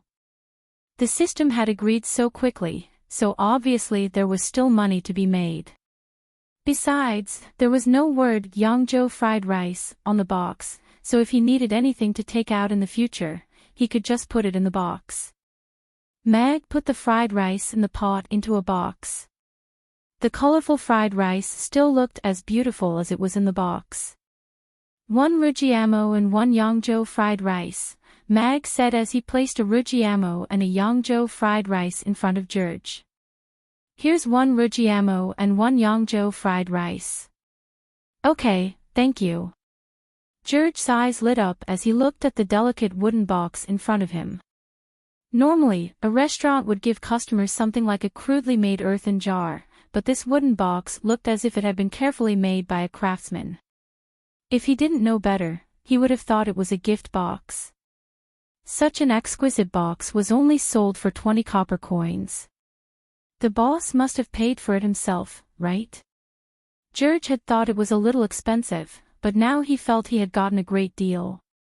Besides, his wife might be in a better mood after seeing such delicately packaged food. He couldn't wait to bring it back for her to try. Yangzhou fried rice and Rigiamo should be eaten while they're hot.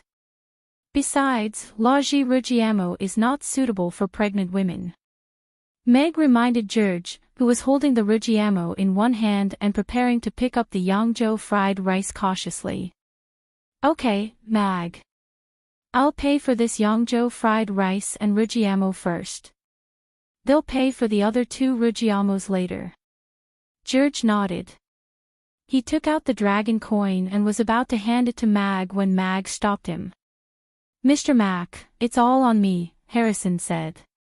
9 gold coins in total. Amy came over with Ugly Duckling in her arms and a gold coin in her little hand. George put the dragon coin in Amy's hand and put the gold coin away. He smiled at Amy and said, "You're a good helper. I have a little brother who's about your age at home. I'll bring him to play with you next time. I like little girls. Too bad you don't have one." Amy took the dragon coin and shook her head. The smile on George's face froze. He suddenly felt a little hurt, and he didn't know what to say. Ha ha ha. His friends burst into laughter. Meg also couldn't help laughing.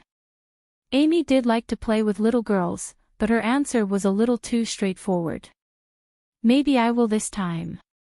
Goodbye, Mr. Mac, Mr. Mac, Mr. Mac. George calmed himself down and regained his confidence. He said to Harrison, "I'll go take the food to your sister-in-law. Next time, it'll be my treat." Harrison waved his hand and smiled. "Go ahead. But I think from tomorrow on, you'll have to line up every day to buy food for your sister-in-law." "I agree." The fatty and Cyan nodded. How nice would it be if I could eat all kinds of delicious food at home without going out? The fatty and red sighed as he watched George walk out with the fried rice carefully in his hands. You can't afford to hire a chef like Mr. Mac, the fatty in green mocked. The fatty in red shook his head. No, I mean, if you could find someone to bring the food to our house, I'd be happy to pay extra. Chapter 78. The bag of Ruggiamo is 5 copper coins, so the takeout box is 10 copper coins, Mag said calmly. The system's dissatisfaction. That's not part of the deal. 20 copper coins. The system was silent for a while, and then it argued, a plate of Yangzhou fried rice earns a net profit of 300 copper coins. Even after deducting the cost of the takeout box of 20 copper coins, there's still a net profit of 280 copper coins. The system designs the box with the ability of a top designer, and then designs the logo with the ability of a top painter. All the materials are pollution-free, self-degradable, and reusable. 5 copper coins. Mag threw out his new offer casually, and then calmly said, System, do you believe that he won't be dissatisfied if I ask him to take the plate and leave? And he'll wash the plate and bring it back to me tomorrow. Remember, this is a buyer's market. I think 300 copper coins is a little too little. 10 copper coins. Deal. The system's crisp voice sounded, with a little frustration and helplessness. The takeout box is being made. The first batch will be available in 5 minutes. Very good. Mag was very satisfied with the efficiency of the system. He turned to George with a smile, and said, Okay, but you'll have to pay an extra 20 copper coins for takeout. 20 copper coins. Okay. Please pack one for me. I don't need my own. George thought for a while, and then nodded. Normally, other restaurants wouldn't charge extra for takeout, but since a plate of Yangzhou fried rice already cost 600 copper coins, it wasn't hard to accept an extra 20 copper coins for takeout. As long as the Yangzhou fried rice was as good as the Ruggiamo and could make his wife eat more, it wouldn't be a problem to double the price. Please wait a moment. Tang Sanzang nodded and went into the kitchen, ignoring the roaring of the system in his head. He was better at making money than he had imagined. He was just lazy in his previous life. George and the others continued to eat the second Ruggiamo, enjoying the delicious taste and the fat movement. The fleshy meat also attracted the attention of the customers who had just entered the restaurant. However, the joyful and enjoyable expressions on everyone's faces seemed to be magnified by their chubby faces, making them wonder what kind of delicacy could make them eat so happily. Although they felt that the price of 300 copper coins per serving was a little expensive, they couldn't help but order one. For a moment, many new customers who entered the restaurant for the first time were attracted by the delicacy. 5 minutes later, the system told them that the food boxes were ready. Mag, who was making Yangzhou fried rice, looked back and saw a slightly bigger iron box next to the iron box with the bag of Ruggiamo, in which a stack of brown wooden boxes was neatly arranged. Mag turned off the fire and walked over to pick up one of the boxes. The box was as thick as cardboard, but it was quite hard, and the inside was inlaid with a layer of transparent plastic. It looked very fresh and clean, and he didn't have to worry about the soup leaking out.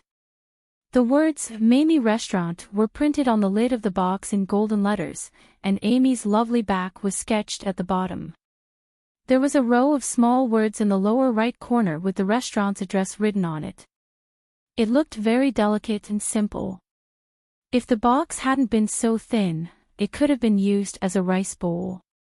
Mag nodded with satisfaction. Not bad. It suits the restaurant very well.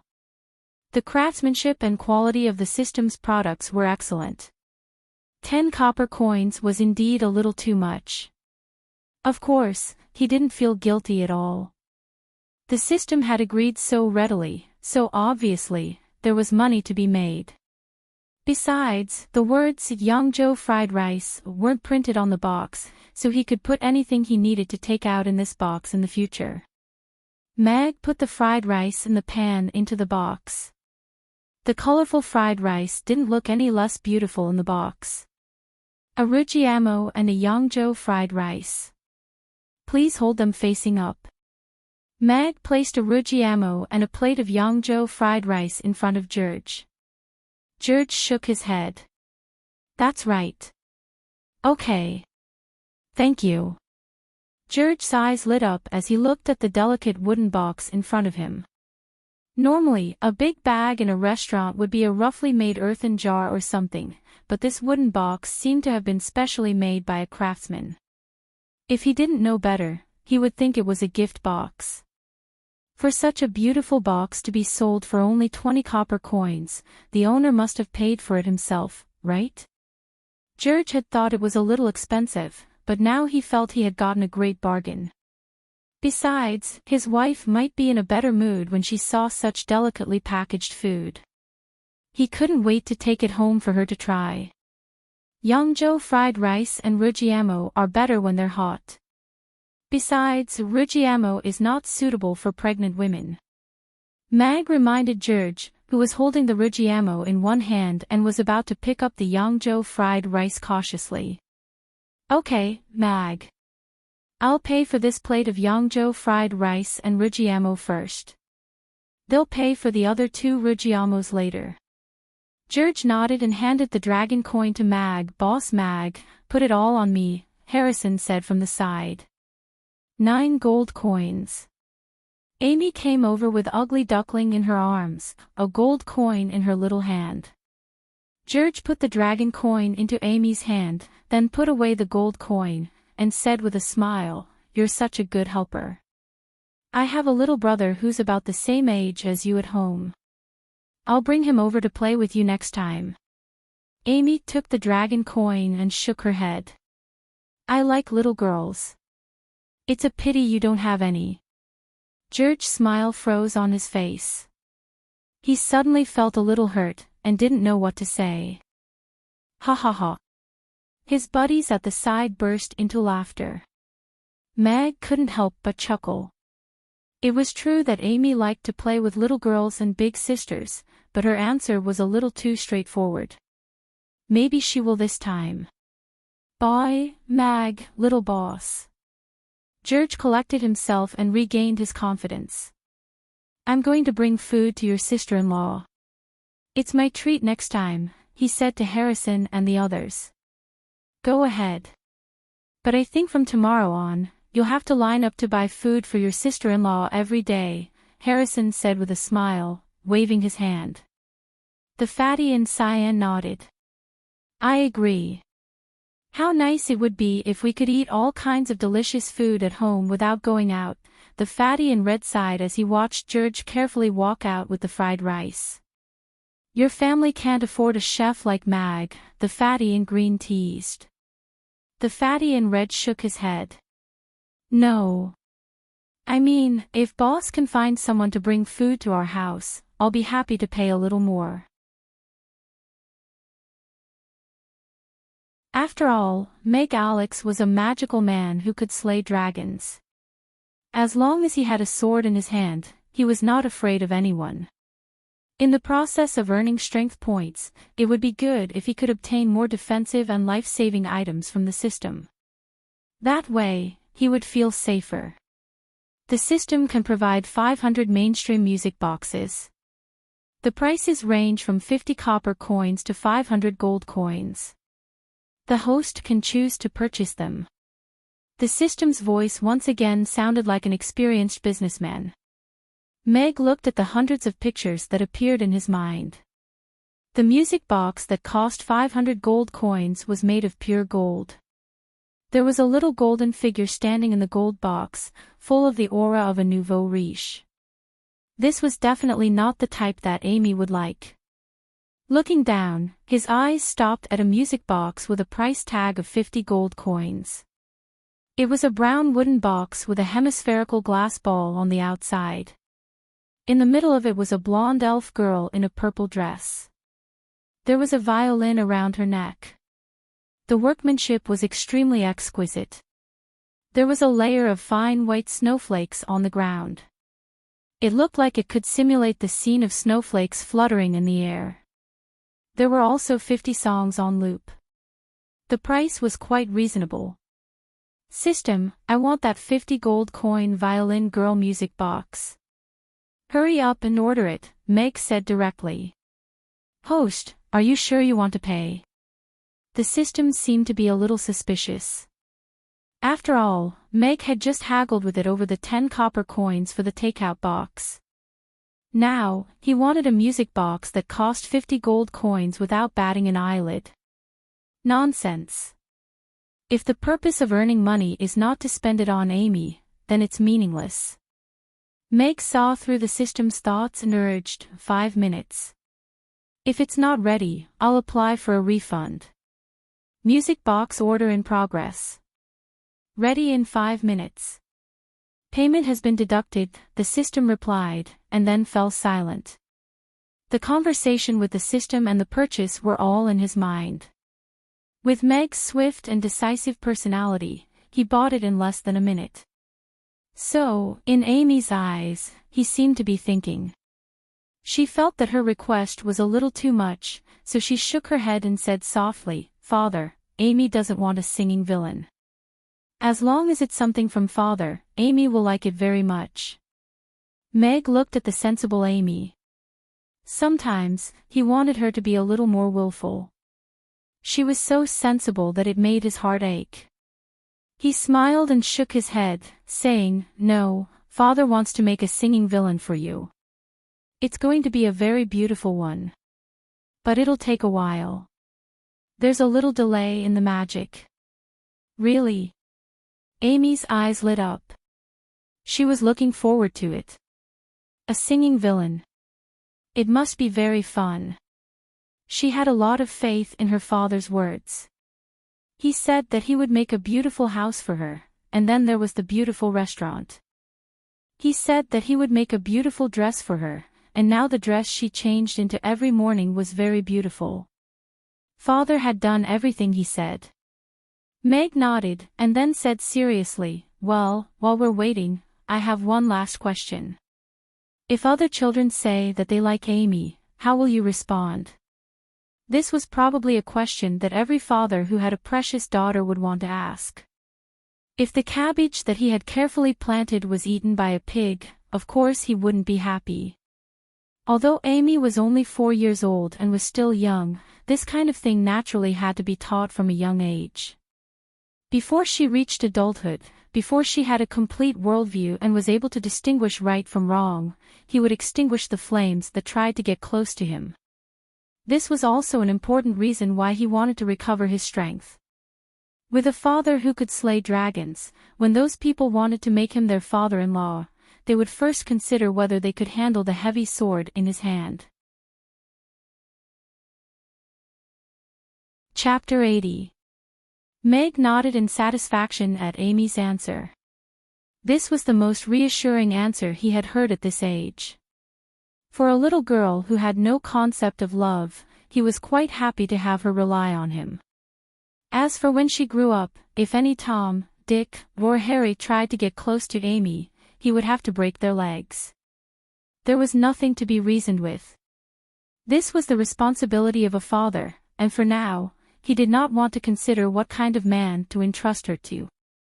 Meg felt a lot more relieved after giving her 3 preventive shots. However, he really did not have much experience in raising a child. If he encountered any problems in the future, he would slowly deal with them as he saw fit. Meg thought for a moment, then looked at Amy and said, Oh, Amy, when you call me father, you don't have to add the word person behind it. You can add the word person in formal situations or when you have a more serious conversation. You can just call me father normally. To Amy, Meg was the most important person she could rely on. He was also the only harbor that could shelter her from the wind and rain. Therefore, in the past, she had added the suffix Lord to give him a sense of respect and formality. However, Because of this, she also felt a little distant from him. He had felt this way before, but at that time, Amy still had a little inferiority complex. Meg was worried that it would burden her, so he held it in and did not say anything. Now that she had completely recovered the self-confidence that a child her age should have, it was a good idea to bring it up naturally while the atmosphere of the conversation was still good. Of course, Meg was more looking forward to Amy calling him Dad. However, the term Dad did not exist in this world, so it would probably be a little inappropriate for Amy to call him that. Therefore, he could only settle for the next best thing, which was to call him Father. Father. Amy looked at Meg, a little puzzled. In her heart, whether it was in the past or now, her father was omnipotent. He was the most powerful person in the world, so she felt that father was the best way to address him. She hoped that he would always be that adult who loved and cared for her. But now, looking at her father's expression, it seemed that he did not like her calling him that. Without the word Lord, it seemed to be more intimate. Amy was conflicted for a while, but she still looked at Tang Xuanzang and nodded. Okay, father. Well, it's okay. You'll get used to it slowly. Meg smiled and stroked Amy's hair. It was obviously impossible for Amy to completely change in such a short period of time, but it was a good thing that she was slowly changing. He wanted to become closer to Amy and become someone she could completely trust and rely on. System notification: the music box has been completed in 4 minutes and 30 seconds. It has been delivered to the second cabinet at the counter. The system can include a gift packaging service. Do you want it? At this moment, the system's voice sounded. Of course. Meg didn't even think about it. Opening the package and opening the gift box were both delightful things. A good package was also a form of respect for the gift. Of course, the most important thing was that this was a free gift from the system. This stingy system actually took the initiative to provide this service for the first time, which made him a little curious. Alright, Meg, if you obediently remember Father's words today, then Father will give you a present, alright? Meg smiled. Is it a little person who can sing? Amy's eyes lit up. That's right. Meg nodded. Although it wasn't a living little person, that music box was definitely a unique toy in this world. Little Amy will remember everything, Father, Amy said happily, but after realizing that she had said something wrong, she forced herself to swallow the last word. Meow, ugly duckling, who had been circling around the chair countless times, sat on the ground and looked up at the two of them with a resentful expression. Be good, ugly duckling. Father said he's going to give us a little person who can sing. Amy jumped down from Meg's lap and squatted down to pick up Ugly Duckling. She rubbed its head as she spoke. Meow, meow. Ugly Duckling enjoyed Amy's touch and looked at Meg with curiosity. It also seemed to be very interested in the little person who could sing. After hearing the system's notification that the packaging was complete, Meg got up and walked over to the counter.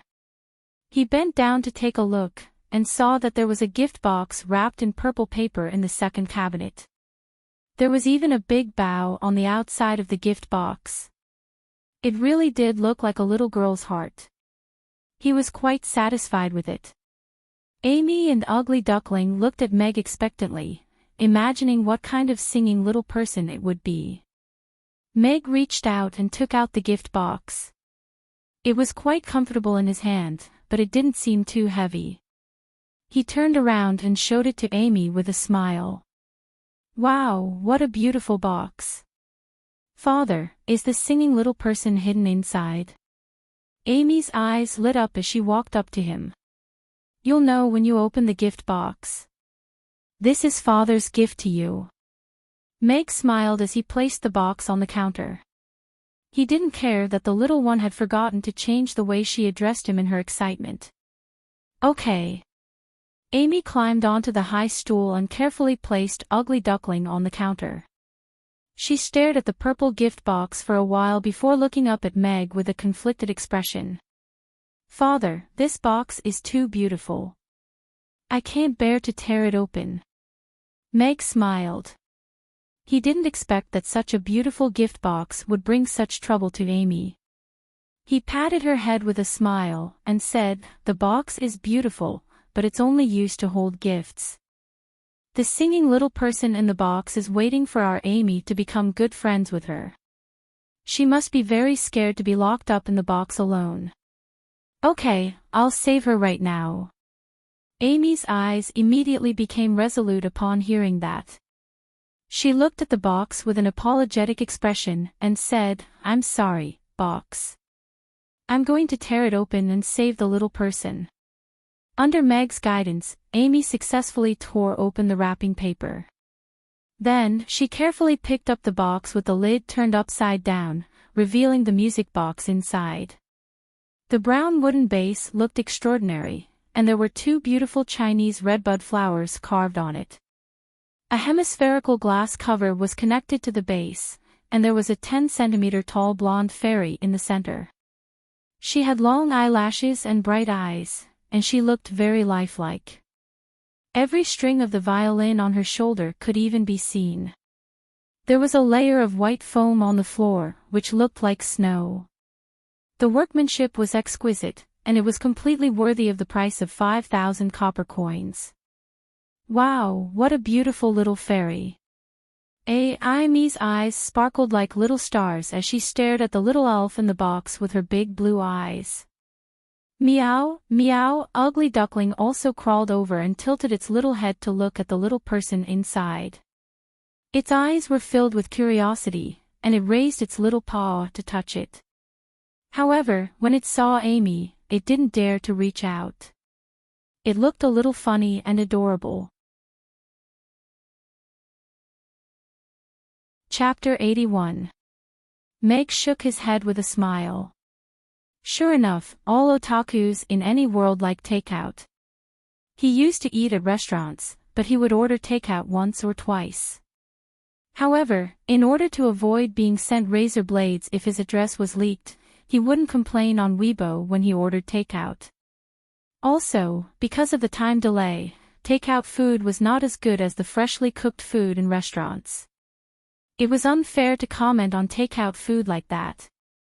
Although he was a little sharp-tongued, he didn't want to comment on a restaurant. After all, he was lazy, which was why he didn't like takeout. Besides, modern takeout mainly relied on instant information exchange. Whether it was through phone calls or direct orders through various takeout apps, the deal could only be reached after the buyer and the seller had communicated. The technology on the Norland continent wasn't that advanced, so this problem couldn't be solved in a short time. Besides, he didn't want to expand his takeout business recently. The most important thing now was to increase the number of customers. The task of 1,000 customers was imminent. Mag murmured to himself as he went into the kitchen, "If you really want to deliver food, those unemployed knights would be good candidates. They have their own means of transportation, and they are usually more familiar with the streets of Chaos City." The restaurant was busy until the end of the opening hours. Meg calmly turned down the requests of several customers who had just entered the restaurant. They had sold out of Rugiamos, and he was indeed a little tired. Phew. Meg closed the door and heaved a long sigh of relief. He sat down on a chair at the side. "Father, we sold 96 Rugiamos and 24 plates of Yangzhou fried rice for lunch today," Amy said happily to Mag, holding Ugly Duckling in her arms. "That's 432 gold coins. That's a lot." Meg was also a little surprised. The turnover at noon was more than 400 gold coins. After deducting the cost of ingredients, the net profit was more than 200 gold coins. In the morning, the net profit was more than 100 gold coins. In the evening, as long as the number of Rugiamos could keep up with the 4-hour opening hours, the income would probably double again. What made Meg even happier was that there were 40 new customers for lunch. This speed of growth made him see the possibility of 1,000 customers in 15 days. Father's rainbow fried rice and rugiamos are so delicious that they can't help wanting to eat them. Amy nodded. She squatted down and put Ugly Duckling on the ground. Then she walked up to Meg and said softly, "Father, let me massage your back. Thank you for your hard work." Amy stood on her tiptoes and massaged his shoulders and back with her little fists. She was still small, so it was a little strenuous, but she still tried very hard to give him a good back massage. Meg smiled and lowered his shoulders, enjoying his daughter's massage. Although Amy was a little sharp-tongued in front of others, she was still a well-behaved daughter in front of him. As for her sharp-tongued tongue, it seemed to be hereditary. There was nothing he could do about it. He could only ask the customers to be more tolerant. "Okay, Amy, give me a back massage, and I won't have to work so hard." Meg lifted Amy up with a smile.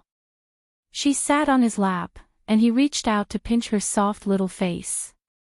Amy's face had become more and more rosy after her diet had improved. She changed into clean new clothes every day, and showered and washed her hair often. The wild child who used to run around in rags had completely become a little princess. However, if she were to become a little princess, then there would be all kinds of people with ill intentions trying to spy on her.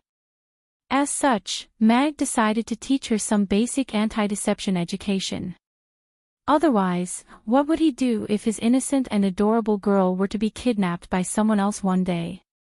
Crassus came again at noon today, but there were many people eating in the restaurant at that time. Meg was busy cooking and entertaining the customers, and Amy was busy collecting money, so he sat there for more than an hour without saying much to the father and daughter.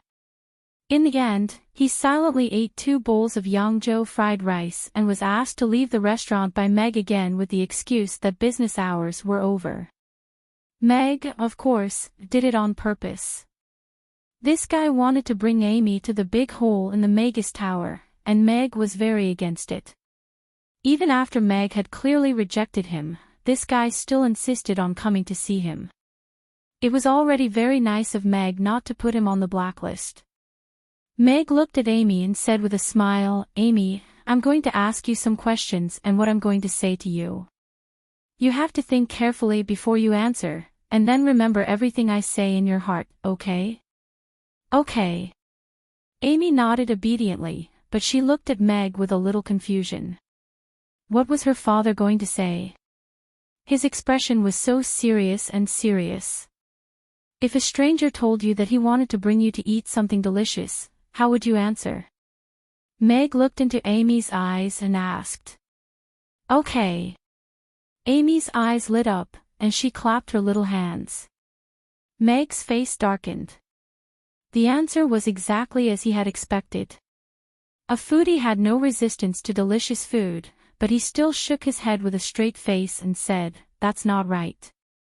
Amy, you have to remember that strangers won't really bring you to eat delicious food.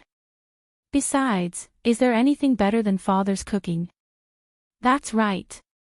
Father's cooking is the best." Amy nodded. After hesitating for a while, her eyes lit up and she said, "Then the next time someone tells me that, I'll let him eat at our restaurant. That way, I can even charge him for the food." This way of solving the problem is really invincible. Meg raised his eyebrows and couldn't help but want to praise Amy. Chapter 82. After putting Amy and Ugly Duckling on the bed and tucking them in, Meg went downstairs to prepare the ingredients for the evening.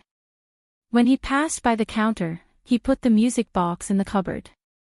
It was a great tool for lulling little girls to sleep. Meg was going to make 128 rugiamos tonight. It would take him 2 hours to knead the dough, which was why Meg was eager to improve his strength. If he could improve his strength by 0.5, the kneading time would be reduced by at least half. As he kneaded the dough, Meg began to think about his next plan. Although he and Amy were living a happy and warm life, as a father, he wanted to make sure his daughter could live a better life. The restaurant was the foundation of his survival now and in the future. It could make him earn money as well as others' recognition and respect, which made him very happy. The restaurant was slowly getting on track, and new customers were joining every day. Although it wasn't full yet, it was enough for him to keep busy. His next goal was to sell 1,000 rujiamos and then unlock the tofu pudding to add one more dish to the menu. According to his current progress, he should be able to finish the task in 2 days. At the thought of the tofu pudding, Meg felt a little hungry. Even kneading the dough felt a lot more energetic. Father. After Meg finished making the dough, Amy came downstairs with Ugly Duckling in her arms. She stood at the door and called out. Ugly Duckling grabbed her little skirt and slid down by itself. Although it had only been a few days since it was born, the little guy's vitality was quite good. It seemed to have endless energy after waking up. It jumped left and right in the kitchen and played very happily by itself. Sit down for a while. I'll get you a glass of water. Meg looked back at Amy with a smile. When he was about to get the glass of water, Ugly Duckling suddenly bumped into his foot and froze. It looked up at Meg in a daze, and then fell back stiffly. It lay on all fours, motionless. It looked back at Amy with its watery eyes full of grievance. Is this a scam? Meg couldn't help but chuckle when he saw that. This little fellow was such a drama queen. Instead of being a boss, he started his acting career. Amy looked at Ugly Duckling with a serious expression and said, Ugly Duckling, I saw you bump into Father's foot. If you want to lie down, then lie down. If you get dirty, then I won't hold you anymore. Meow. Ugly Duckling got up with a start and gave Meg a resentful look. It trotted to Amy's feet and rubbed against her calf. Meg poured a glass of water for Amy, and she went to play with the music box with Ugly Duckling. She must have inherited her mother's talent for music. She could hum after listening to the music a few times. It seemed that she would be able to learn it in a couple of days. Her soft voice sounded very cute. Meg looked at the time. It was only 4:30, but there were already customers walking back and forth outside the restaurant. They looked into the restaurant from time to time, trying to find Meg. People knocked on the door from time to time, but Meg chose to ignore them. Opening hours hadn't started yet, and he wanted to rest for a while after kneading the dough. Besides, he had to cook dinner for himself later. There was already a line at the door. There were about 7 or 8 people waiting. Some were quite calm, while others were a little anxious. Why isn't the door open yet? I've been hungry since noon, so I came here early to eat rujiamo. A young man paced back and forth in front of the door. He wanted to knock on the door, but he drew back his hand halfway. Someone had already knocked twice, but there was no response from inside. Crassus, who was standing in the line, said slowly, "Don't worry. Mr. Mac is a punctual person. If he says the door opens at 5, he won't open it 1 minute earlier. If he says the door closes at 9, he won't open it 1 minute later. Young man, be patient and wait in line." Crassus was smiling broadly, but his tone was a little bitter. He was a 10th-tier magic caster, but now he had to wait in line at the door of a restaurant every day. If this spread back to Luo City, it would be big news. If the Yangzhou fried rice wasn't so delicious, and if that little girl's talent hadn't been discovered yet, this would never happen, Crassus thought to himself. Luckily, he hadn't come out for more than a decade. Even in Chaos City, few people could recognize him, so he didn't lose all his face. It's not a big deal to come early to eat Mr. Mac's rujiamo. You won't be able to eat it in another restaurant. Harrison, who was standing in the back, chuckled. He had made an appointment with his buddies to come in the evening, but they all had something to do. He also had something to do in the evening, so he came early to line up. It wouldn't be too late to leave after eating. Harrison, why are you here so early? Where are the others? A horse-drawn carriage stopped, and George, who had just gotten off, came over.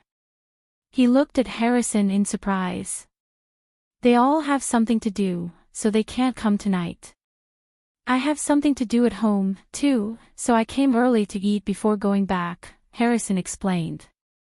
Then he looked at George and asked curiously, how was the Yangzhou fried rice I brought back for your wife at noon?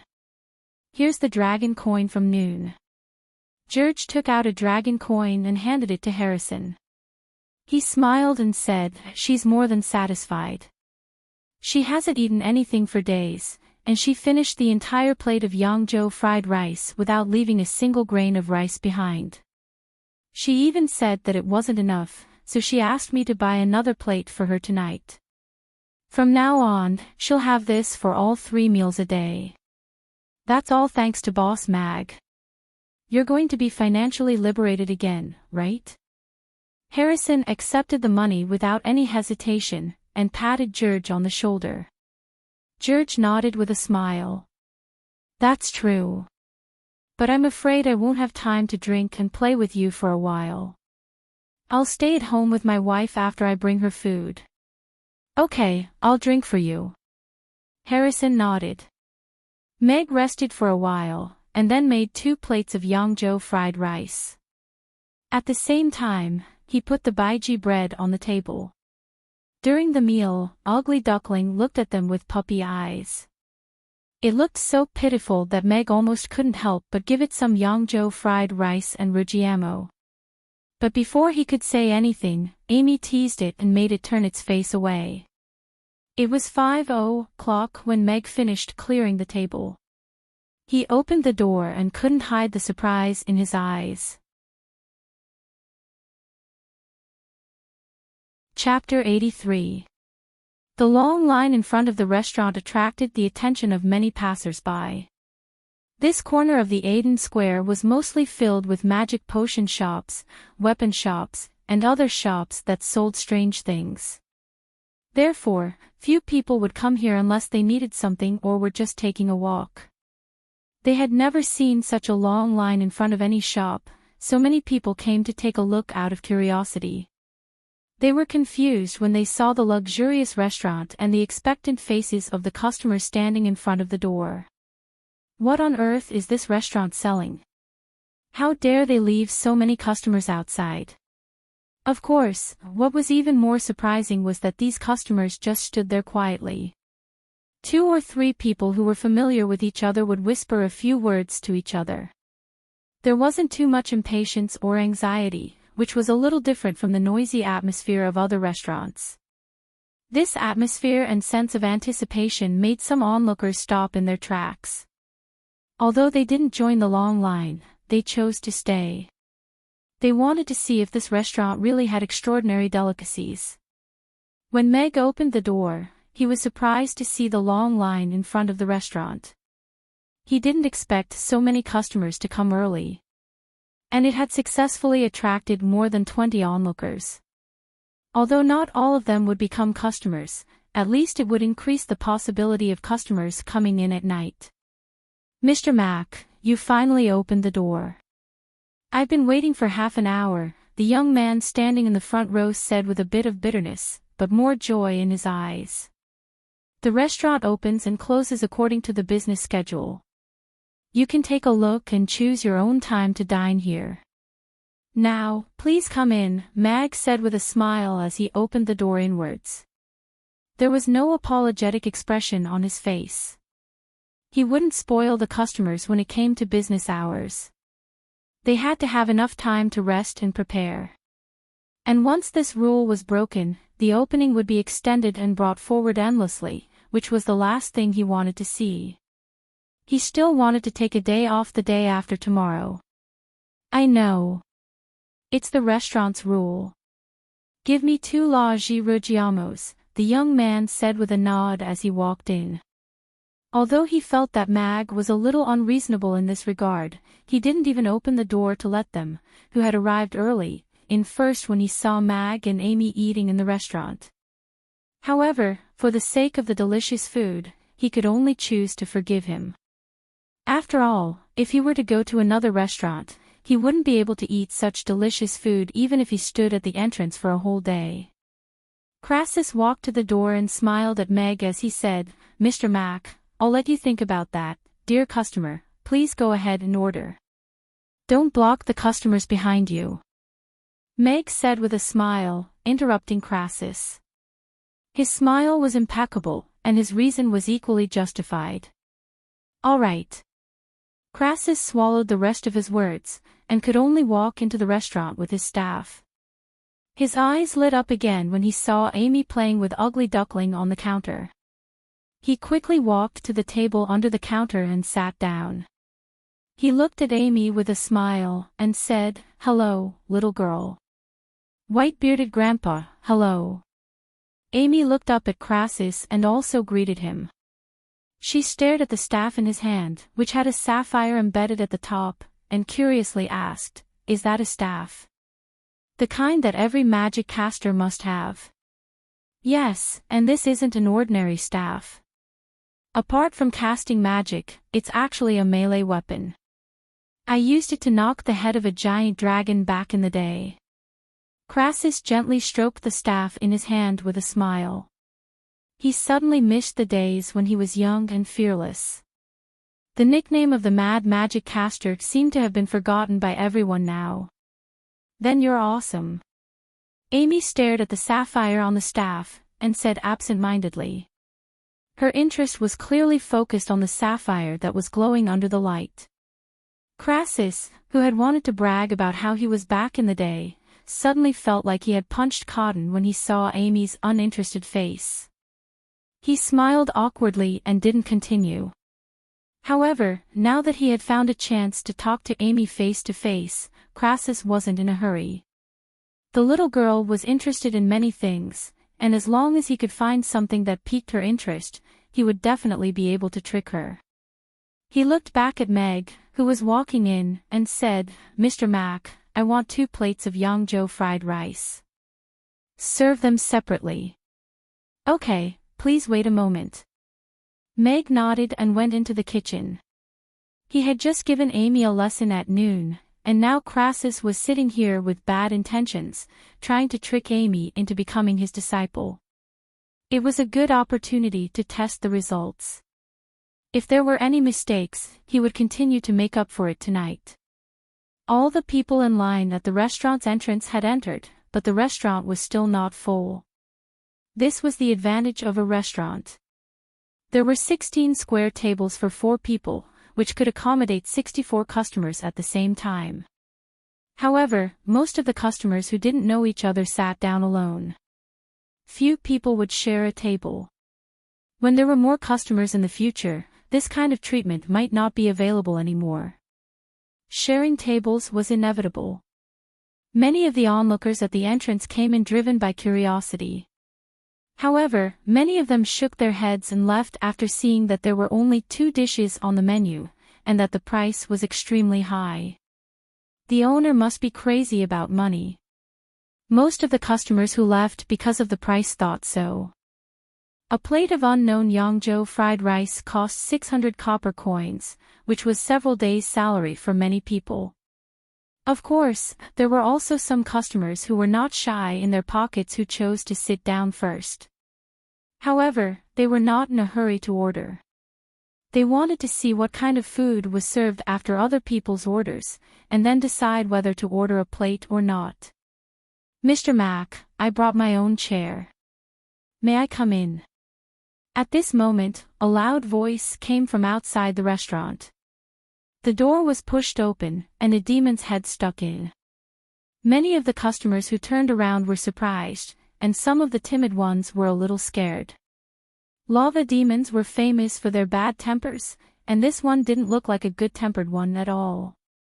"Big bald guy, don't make so much noise, or I'll burn you with a fireball," Amy said to Sargeras, who was standing at the door, with a straight face. It was not good to praise someone in the restaurant in such a way that he scared them. Sargeras was scared right away. He still remembered the stinging pain when the small fireball hit him this morning. Besides, he had done a whole day's worth of guild tasks and earned 9 gold coins just to eat Rugiamo. Of course, he didn't want to cause trouble. He lowered his voice and said, "Mr. Mac." Mag couldn't help but want to laugh at the sight of a lava demon being tamed into a little lamb. He didn't think that the lava demon would bring his own chair. He was probably shocked by the chair that cost 10 gold coins in the morning. He walked to the kitchen door and nodded as he said, "Sure, come in." Chapter 84. Sargeras stared at the crassus and swallowed the rest of his words. He shrunk his head and sat down obediently. That year outside Rodu, he had seen a magic caster defeat a giant dragon with a fireball spell, and that magic caster was going to knock the dragon's head with his magic caster's staff. That magic caster in a white robe was sitting there, waiting for his food to be served. Sargeras could only see the side of his face, but he recognized him at once. He was still in awe of powerful humans. Although he believed that he would be able to fight a dragon after fully awakening and obtaining the sacred gear, he was still far from that goal. In the future, he would have to accept guild quests every day to earn money to eat Rugiamos. This restaurant owner is really something. Even such a powerful magic caster comes to eat in his restaurant, Sargeras thought to himself. He felt lucky that he didn't act rashly this morning. He looked at Meg and said, "Mr. Mac, I'd like 3 Rugiamos." After eating Rugiamos in the morning, Sargeras only had a few wild fruits in the swamp for lunch. Killing a dozen poison arrow frogs had consumed a lot of his strength, and he was starving now. But the reward for today's mission was a little low. It wasn't enough for him to eat. He had to go to the guild early tomorrow to accept a mission with a higher reward. "Okay, please wait a moment." Meg nodded. Sargeras moved his chair to the side. The chair he brought with him was made of a few metal bars with a metal plate on top. It was simple and crude, but it looked sturdy. Sargeras brought it here to eat, so it should be able to withstand heat. Meg wasn't worried that Sargeras would burn the floor and the walls. He was on fire this morning, but he didn't leave a single mark on the floor. It seemed the system had put a lot of effort into the restaurant's materials. The floor of this restaurant is made of rocks from the bottom of Mount St. Donia, the holy land of lava demons on the Demon Islands, the system said proudly. It's highly heat-resistant. The walls are made of hard synthetic soundproofing materials, and the surface is coated with the same material. It's also highly heat-resistant. Can it withstand a giant dragon's attack? Meg asked, raising his eyebrows. The system fell into silence. After a while, it replied, "The restaurant's design is only designed to deal with normal situations. Please don't provoke the dragon. In this world, isn't it normal to encounter giant dragons? System, your design ability still needs to be improved." Meg sighed with some pity. Although he didn't expect much, if the restaurant's defense was really amazing, then he could use the restaurant as a fortress. "Host, please do not question the system's design ability. The host's current authority is too low to upgrade the restaurant. The current restaurant is already at level 0. The system's solemn voice sounded. "There are levels. How do I level up? Are you here for a quest?" Meg's eyes lit up. If the restaurant could be upgraded, it would be interesting. If it could grow, it might really become an indestructible fortress. If the host spends 50,000 gold coins in addition to the purchase of food ingredients, the host will be automatically upgraded to LVL1, the system's voice sounded. "You win." Meg was stunned. He had thought that he might need to complete some quests, but he didn't expect that he would need to spend money, and 50,000 gold coins to upgrade. How greedy. After upgrading to LVL1, in addition to the free upgrade of the restaurant, many functions will be unlocked. Work hard, host, the system encouraged. I don't have money. Meg curled his lips. He was still trying to save the 10,000 gold coins to buy the strength points, and he didn't need to worry about the 50,000 gold coins in the short term. Anyway, he was quite satisfied with the current restaurant, so he wasn't in a hurry to upgrade it. Meg began to serve the dishes in the order they entered the restaurant. The 16 Ruggiamos in the oven were almost done, so the customers who ordered Ruggiamos first could eat first. When the second batch of Ruggiamos was in the oven, he began to cook Yangzhou fried rice for the customers who ordered it. In the past 2 days, customers had started to line up in advance, so Ma Bai couldn't get to the front of the line. Although he was just next door, he had to forge weapons every day, so he came soon after the restaurant opened and ordered 2 plates of Yangzhou fried rice. "Little girl, how about I take you to eat something delicious?" Crassus looked at Amy with a smile, ready to tempt her with delicious food. "Okay." Amy's eyes lit up, but then she shook her head and said, "But I'm already full." "How about tomorrow? If you take me to eat, you should pay, right?" "Of course, I'll pay. As long as it's something you like, anything is fine." Crassus's smile became even brighter. Sure enough, this little girl was a little foodie. She took the bait easily. As long as the two of them were alone, it wouldn't be difficult to check her magic talent. He could even lure her back to the Magus Tower with food. Ma Bai, who was sitting next to them, glanced at Crassus with narrowed eyes. He looked at Meg, who was busy cooking in the kitchen. It seemed that he had to remind Meg later. "Okay, then I'll wait for you to come to eat tomorrow morning. Then you can give me the money for my share of the food. I love eating father's food the most. It's also the best." Amy nodded happily, her smile full of sincerity. Crassus, who was going to praise the delicious food in Rodu and make Amy yearn for it, froze.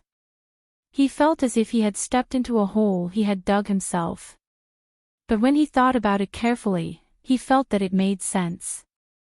Not to mention Chaos City, even in Rodu, he hadn't found any food that could make him eat 2 bowls of it for many years. But Meg's Yangzhou fried rice made him want to eat 2 bowls of it for every meal. Telling the daughter of the owner of such a restaurant that he would take her to eat delicious food was indeed a bit thoughtless. Now that he had fallen into a pit and jumped into it happily, he could only nod helplessly and say, "Okay, then I'll come over tomorrow to pay for you." "You're so nice, Grandpa Whitebeard." Amy nodded.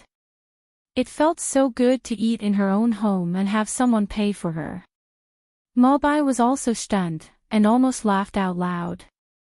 He glanced at Amy, and felt that his worry was completely unnecessary. This girl was not someone who could be tricked by ordinary people. All of the customers waiting for their food to be served were also looking at Amy with great interest. This half-elf little girl was so adorable, and her words were also very interesting. Even though she could often make people choke on their words, it was still a source of amusement for the onlookers during their meals. Chapter 85. The 5 snow-white figures waved their hands and danced in a small circle on the table as if they were dancing around a bonfire. They attracted everyone's attention immediately. To normal people, this scene was naturally very magical. The reason why humans were able to occupy a place on the continent was not only because of the brave knights, but also because of the powerful mages. During the racial wars of the past, they often turned the tide of the war. After the war, the royal family of the Roth Empire promoted the magic casters to a higher position. They set up a Magus Tower, and conferred the powerful magic casters as worshippers. They had a transcendent status in the empire. Therefore, humans were very respectful of magic casters. Although Chaos City was not under the jurisdiction of the Roth Empire, the status of humans in Chaos City was maintained by the Roth Empire's powerful backing. Now that they saw Crassus in a magus robe performing magic, the customers were more or less respectful. They couldn't help but look at Amy. Even they found such a magical spell interesting. A girl of Amy's age would definitely like it more. But, can your little snowman sing? Amy asked with a shrug as she looked at the little snowman dancing on the table. She didn't look very curious. Ugly Duckling also peeked its head out to take a look before withdrawing its head back in displeasure. Its little eyes were filled with disdain. Sing, sing. Crassus was taken aback. He looked at the little snowman dancing in front of him. It was no problem for him to do some difficult movements, but singing was a little difficult for him. After all, he was beaten by his master several times because he couldn't recite magic spells properly. He shook his head with a smile, and said, "Little girl, it's impossible for a snowman created by magic to sing." The customers were also a little surprised when they heard that. They didn't expect a dancing snowman to not satisfy Amy. Wasn't it a little too much to ask for a singing request? Even that old magic caster said that a snowman created by magic couldn't sing. But, my snowman can sing, and yours is too ugly. Amy shook her head as she looked at the little snowman in front of Crassus with disdain. A snowman that can sing and dance.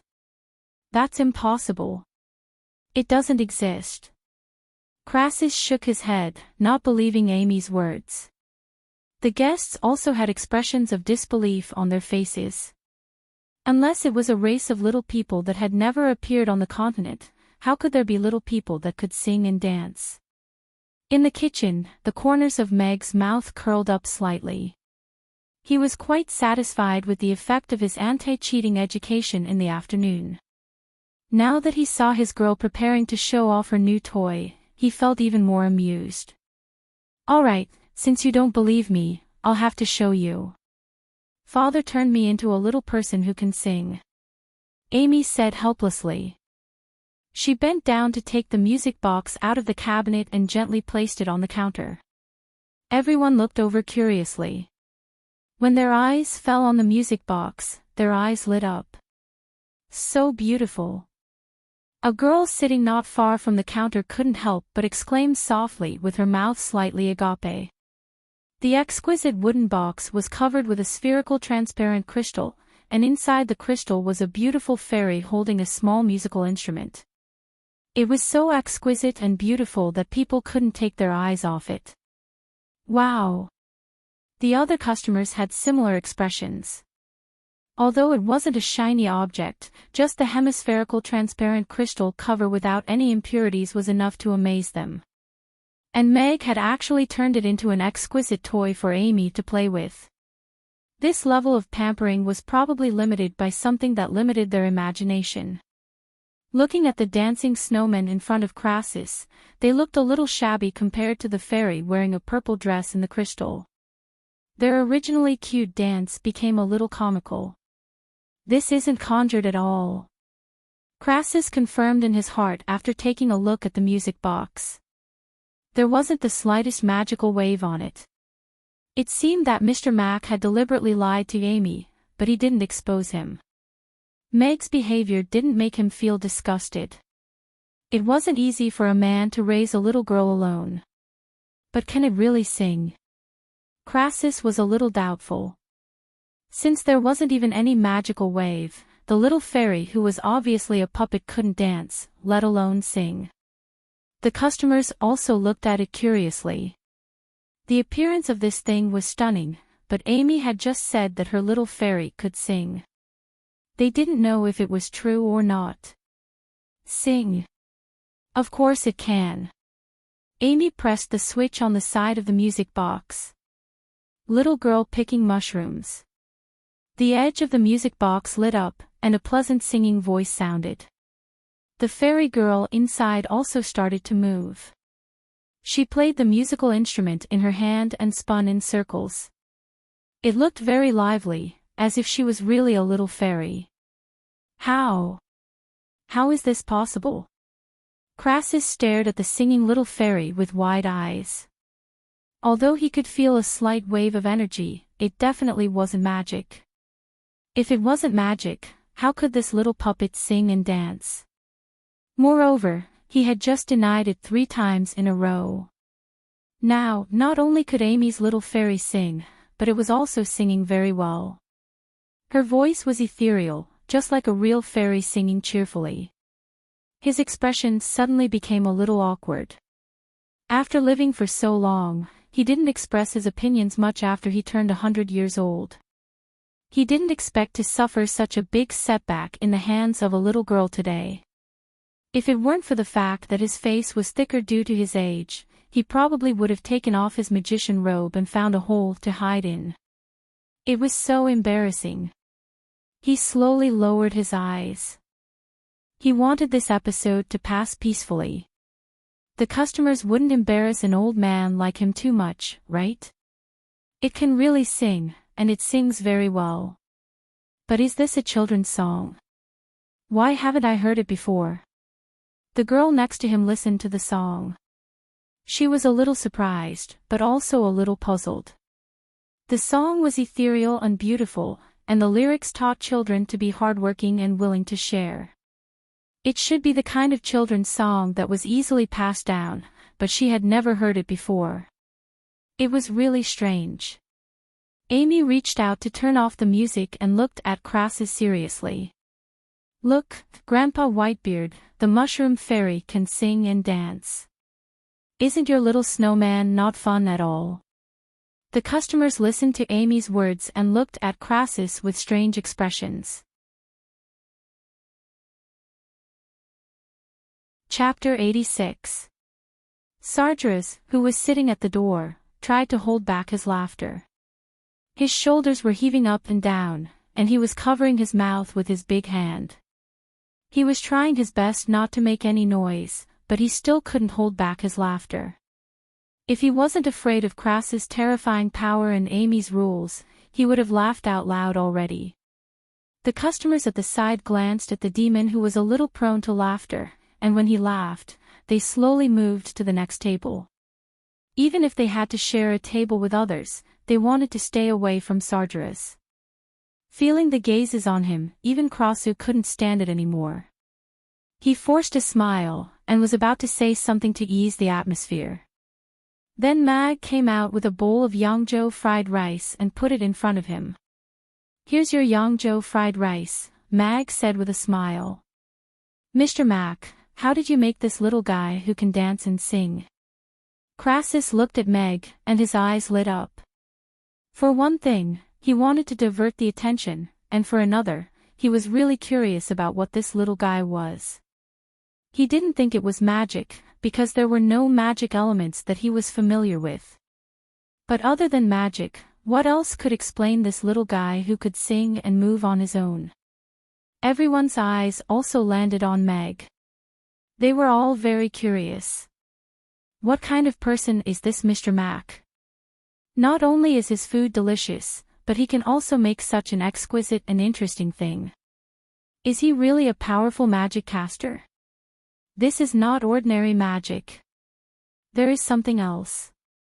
It's a little complicated to explain, and you might not understand it, Meg said seriously as he looked at Crassus. I might not understand it. Crassus felt that he was being looked down upon, but after opening his mouth, he felt that Meg's words made sense. He had been dealing with magic his whole life, and knew very little about things outside of magic. Even his interpersonal skills were horrendous. Otherwise, with his status, all of the prodigies in Rodu would be sent to the Magus Tower for him to take in as his disciple. There was no need for him to come all the way here to find a disciple. He wouldn't have gotten to where he was now, where he had to put his old face on the line just to dupe a restaurant owner's daughter into doing a talent test. Seeing that Crassus had no intention to continue asking questions, Meg turned around and walked towards the kitchen. He didn't use the pile of mechanical theory that he had prepared. Although it was just some professional knowledge from his university days, it should be very effective in scaring people. After all, he did get a diploma from one of the top 20 universities in the world. Amy smiled sweetly at Meg, as if she was asking for credit. Meg glanced at his greasy hand and did not reach out to rub Amy's hair. Instead, he smiled at her affectionately before entering the kitchen. Amy's performance could be said to be impeccable. She had done more than what he had told her to do this afternoon. If he were to see her like this, Crassus would probably start to doubt his life. Harrison took a bite of his Ruggiamo and looked at Meg's back, his fat jiggling as he said, "Whether he is a magic caster or not, I think Mr. Mac is a very powerful person." "I agree." George nodded, his fat jiggling as he sat opposite him. At the same time, he couldn't help but look at the music box in Amy's hand, and murmured, "I wonder if Mr. Mac will sell this thing. Palmer will love it if he sees it." The other customers looked at the two people who were behaving exaggeratedly, and nodded thoughtfully. They also felt that Meg was not an ordinary person. Sargeras tried hard to hold back his laughter, but it made him feel even hungrier. However, he still sat there obediently and waited for his food to be served. He didn't ask the owner to serve his food eagerly or threaten to smash the restaurant as he used to do. After all, even a 10th-tier magic caster could not do anything here. Sargeras was a bit hot-tempered, but he had traveled the continent for 50 years without encountering any major dangers. In fact, he was quite well behaved. After eating a few mouthfuls of fried rice, Crassus saw that the other customers were immersed in the joy of the food and did not continue to pay attention to him. He looked at Amy, who was lying on the counter, rubbing the kitten's head while staring at the little elf in the music box, and his thoughts started to run wild again. After thinking for a while, Crassus smiled and said, "Little girl, what I just said is actually not important. Misfortune may befall the Norland continent one day, whether it is a natural disaster or a man-made one. At times like this, the powerful people can protect themselves and the people around them with their own abilities. And I have such an ability. Don't you want to learn magic and protect the things you want to protect?" "I want to protect Father." Amy thought seriously for a while, and looked back at Meg in the kitchen with a determined look in her eyes. Meow, Ugly Duckling raised its head and meowed, trying to make its presence known. "Not including you." Amy reached out and pressed Ugly Duckling's head down. Meow, Ugly Duckling meowed a little aggrievedly. Its voice was soft and seemed to be a little heart-wrenching. "That's right. If you want to protect someone, you have to be powerful first. If you learn magic from me, you will be able to master this ability very quickly." Crassus nodded with a smile, trying to make himself look like a kind and reliable master. Although Meg had mercilessly rejected his similar words yesterday, he still wanted to confirm whether Amy had the talent to learn magic first. If she really did have exceptional talent and was suitable to inherit his legacy, he would do his best to satisfy all of Meg's requests. Chapter 87. The conversation between Crassus and Amy attracted the attention of the customers again. Some of the regular customers had seen Amy attack Sargeras in the morning. Even with the lava demon's resistance, he was almost burned by that small fireball. Now, Crassus was asking Amy to attack as she pleased. Wasn't he being a little too arrogant? Look at that purplish gold magic caster's staff mark on his magician's robe. If I remember correctly, only the robes of the magic casters worshipped by the Roth Empire would have that mark, right? Right at this moment, a middle-aged man dressed like a merchant stared at Crassus' left shoulder with a shocked expression. There was a purplish gold magic staff embroidered on that shoulder. It really is. Could this old magic caster be worshipped by the Empire? His companions at the same table were also surprised to hear that. They looked at the mark on Crassus' shoulder. That was the highest honor that a human magic caster could receive. No one dared to impersonate one. The conversation between the two fell into the ears of the people around them, and they couldn't help but look at Crassus' shoulder. Although most of them had never seen a worshipped magic caster in person, they had heard all kinds of rumors about them. After the death of General Alex in battle, The Empire's military hadn't seen a griffin knight who could slay a dragon on his own for a long time. In the past few years, when evil giant dragons appeared to attack the Empire's cities and towns, the worshipped magic casters appeared. They used powerful magic to drive away the evil dragons and protect the peace of the land. They were increasingly respected and loved by the people. Furthermore, the worshipped magic casters of the Empire were at least 8th-tier magic casters. Every one of them was extremely powerful, and had made great contributions to the Empire. If this white-robed magic caster was a worshipped magic caster of the Empire, then he was at least an 8th-tier magic caster with a high status. He was a senior that most magic casters would have to take off their hats to show respect to, but he had been humiliated by Amy time and time again. From what he had just said, it seemed that he wanted to take Amy as his disciple, but the little girl didn't seem to be interested in him. When did it become so difficult for a magus of the 8th rank to take in a disciple? The same question flashed through everyone's minds at the same time. If Amy was too young to understand, then with Meg's ability to set up such a multidimensional restaurant, he should be able to recognize the mark of an imperial consecrator, right? However, even after Crassus expressed his interest, Meg was still calm and did not seem to be tempted at all. This unusual behavior surprised everyone, and they began to speculate about Meg's identity and strength. For example, maybe Mr. Mac doesn't like that old magician. Could it be that he is even more powerful than this old magician? As for Crassus's invitation to Amy, after knowing his identity, everyone felt that there was no more suspense. One was a magic caster of the Roth Empire, and the other was the little daughter of the restaurant owner who could not even walk properly. The difference in status and strength between the two could be said to be the difference between heaven and earth. Even if Crassus stood there without moving, Amy would not be able to do any harm to him. A magic caster who can defeat a giant dragon with a fireball is not only an 8th-tier magic caster, but at least a 9th-tier, or even a 10th-tier magic caster, Sargeras thought to himself. The scene outside Rhoda that year was etched in his memory. However, after looking at Amy, Sargeras's expression became a little strange. Even a 10th-tier magic caster would suffer if he underestimated this little girl's fireball magic, just like he did in the morning. Although that fireball was small, its power was not small at all. Its temperature was even higher than the flames on his body. She had such terrifying talent at such a young age. If he were a magic caster, he would probably want to take her as his disciple. Hearing Crassus's words, Amy was suddenly interested. She said in disbelief, "White-bearded grandpa, are you serious? If I use this fireball, you might die." "Of course I'm serious, little girl. Just use all your strength. Don't worry about me. If I can't even block one of your fireballs, then I can only bully children." Crassus waved his hand confidently.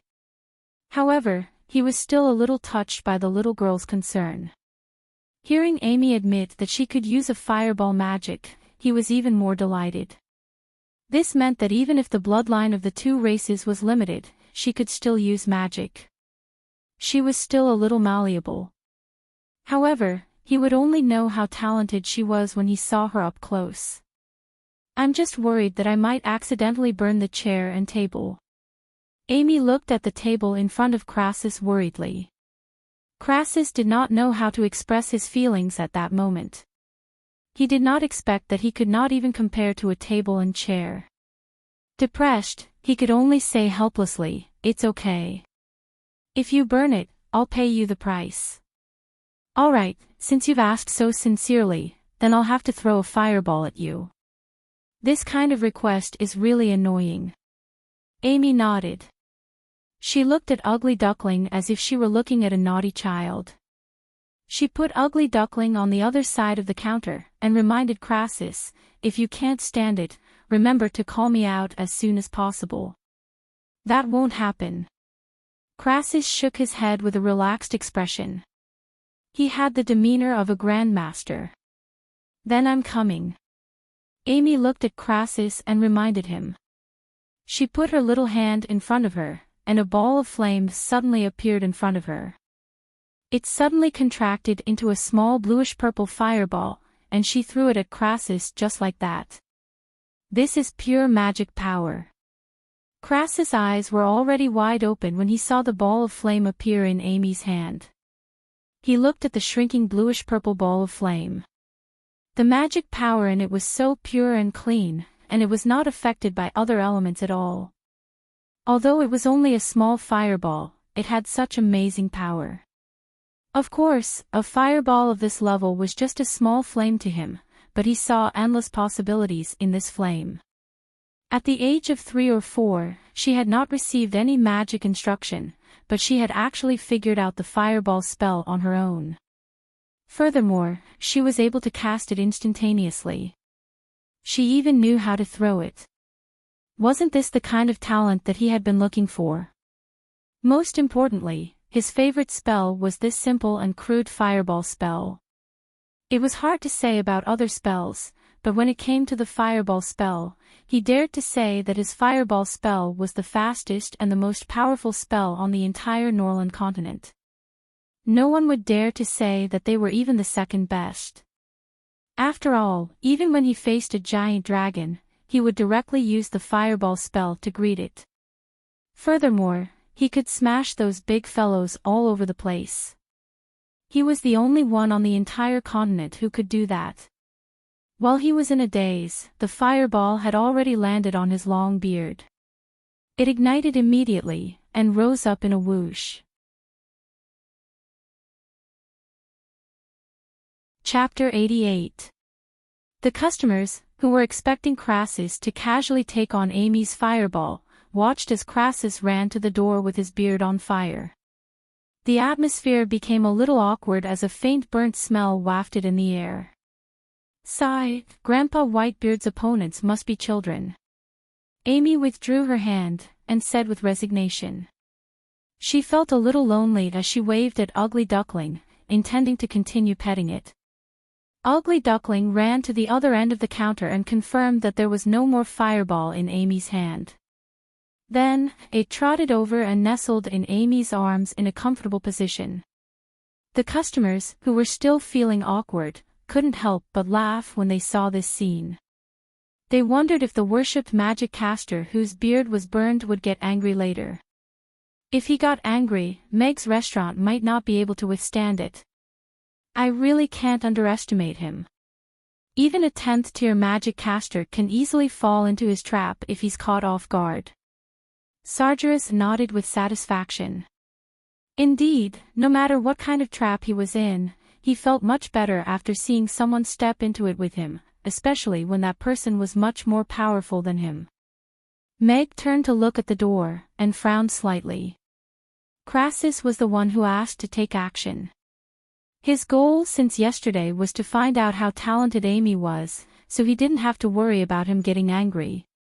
What he was worried about was that Amy's aptitude had caught his eye, and that Amy would come to his restaurant every day to harass him. Even though the situation was already like this, there was no way that he was going to back down on Amy's decision to go to Rodu. Crassus opened the door and rushed out. He pointed at his beard, and a ball of water exploded on it. The bluish-purple flames that were spreading up his beard were instantly extinguished. Water splashed all over the floor, and some of the beard was burned to black ashes. Some splashed on his white magician robe, making him look very disheveled. However, Crassus, who should have been frustrated and angry, was now ecstatic. He couldn't help but look up at the sky and laugh. He looked a little crazy, which made the customers in the restaurant stop smiling and look at the door anxiously. This old magician's beard was burned. Could it be that he went crazy? If a magician above the 8th level got angry, he could raise the entire restaurant to the ground with a single spell. Looking at his current state, it seemed that he was not in a stable state. Grandpa Whitebeard must be crazy. If I had known, I wouldn't have burned his beard. I don't even know if it can grow back. Amy looked in the direction of the door, feeling a little conflicted. If he didn't grow back, she would have to give him a new nickname. Krasu's weird laughter didn't last long, because he soon realized that he had lost his composure. He stopped laughing and adjusted his expression. He wanted to touch his beard, but there was nothing in his hand. He looked down and saw that his white beard, which was originally more than 20 centimeters long, was now less than half of it. The bottom part was charred black, and it looked a little miserable. He had kept this beard for decades and carefully maintained it every day. He had strict requirements for its length. Usually, he would be distressed if a strand of hair fell off, but now it had become like this. If it was someone else who did it, even if it was a giant dragon, he would have smashed 3 big holes in his head with his magician's staff. But now, the one who did it was Amy. Moreover, he was the one who sincerely asked her to throw a fireball and promised that nothing would happen to him. Now, he had dug a hole for himself and jumped into it. He felt a little wronged, but there was no one to reason with. Forget it. Why should I compete with my precious disciple? With such talent, even if she only knows one fireball spell, she will be able to unleash my great fireball spell to the extreme. I won't look for anyone else. She's the one. However, Krasus quickly adjusted his mood. Thinking back to that pure fireball spell just now, his heart could not help but beat faster. He had walked all the way south from Rodu for more than half a year. He had seen many prodigies, but he always felt that they were a little different from what he expected. The moment Amy released that fireball spell, he knew that he had finally found the most suitable disciple for him. With a smile on his face again, Krasus waved his hand and threw 2 cleansing spells on himself. His magician's robe was soon refreshed, but there was no way to restore his stubble for the time being. He pushed open the door and entered the restaurant again. This old guy values his beard more than his life. Now that his beard is gone, he is still smiling. Looks like that little girl's talent is better than I thought. I have to act in advance, too. Otherwise, it would be bad if that old thing beat me to it. Snatching a disciple is better than finding one himself. That old thing's eye for talent has never been bad. At the entrance of the magic potion shop, Julian looked at Krasus, who had turned to enter the restaurant, and softly murmured to himself before turning to enter the shop. The customers who were originally worried that Krasus would attack them in a rage, or at least come in to denounce them angrily, were all stunned when they saw Krasus enter the shop with a smile on his face. What is going on now? Amy looked at Krasus, who had sat down at the table again, and seriously said before he could say anything, "Say no more, half-beard grandpa. I think I can teach you how to defeat children. If you really want to learn, I can give you a cheaper tuition fee." Pfft. Sitting at the door, Sargeras took out the water he had brought with him and spat it out. This time, he couldn't help but burst into laughter. A 10th-tier great magic caster was being scolded by a 4-year-old girl, and she wanted to teach him how to defeat children. This was a great magic caster who had defeated a giant dragon with a fireball spell. In the 50 years he had traveled on the Norland continent, this was the first time he had seen something so funny. The restaurant suddenly fell silent. Everyone was staring at Sargeras. The 2 customers sitting next to Sargeras slowly moved away from him as if they wanted to get as far away from him as possible. Although they were amused by Amy's old-fashioned words, they were sober enough to not laugh at a magic caster who was worshipped by the Empire. Otherwise, they could be punished by a fireball spell in the next second. In the Roth Empire, there was a written rule that magic casters could punish anyone who insulted a magic caster. If the situation was reasonable after an investigation, the magic caster would not be held responsible. Chapter 89. His white beard had turned into a half-beard, and he had been taught a lesson by the little girl. Krasus swallowed the words that were on the tip of his tongue.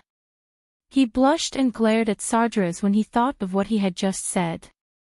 Although Sargeras was a little flustered, he wasn't easily amused. He had been trying to hold back his laughter, but after hearing Amy's words, he couldn't hold it in anymore. He had to turn his head away to avoid Crassus's gaze. He covered his mouth and continued to laugh, his shoulders shaking exaggeratedly. This was the funniest thing he had seen in decades. "Half-beard Grandpa, don't scare Big Baldy. He'll get angry too. If he burns off the rest of your beard, you'll become a beardless grandpa," Amy reminded Crassus. "Actually, it was just a small accident. I can also use the fireball spell you just used, and mine is bigger and more powerful." Crassus turned to Amy with a big smile on his face. "Your second plate of Yangzhou fried rice." Meg walked out of the kitchen and put the second plate of Yangzhou fried rice in front of Crassus. He looked at him seriously and said, "And as I said, Amy is still young. I'm not going to let her leave me to study magic elsewhere. If she wants, I'll find a suitable teacher for her to study in Chaos City." The customer, who was surprised that Crassus didn't lose his temper, was even more shocked when he saw Mag interrupt Crassus as soon as he stepped out of the kitchen. And it sounded like this wasn't the first time Meg had rejected Crassus. She must be very talented to be able to make him swallow his pride and try to bypass Meg to make Amy interested in him. He actually rejected him directly. Harrison looked at Meg with his mouth slightly agape. Being accepted as a disciple by a magic caster worshipped by the Roth Empire was something that would bring honor to the family. Every year, countless people would do everything in their power to send their children to the Magus Tower in Rodu. Even if they were sent there as servants, they were hoping that some magic caster would take them in as a disciple one day. But now, Crassus had taken the initiative to ask Amy to be his disciple, and Meg had rejected him directly because he didn't want Amy to leave his side. I think this reason is very easy to accept. If I had such a lovely daughter, I wouldn't let her leave my side either. Not even a magic caster. George looked at Meg and stood firmly on his side. Yes, father. I won't leave my side. Half-beard Grandpa, if you really want to learn magic, I'll teach you when I'm free. I'm my hands. I'm Amy Crassus's head.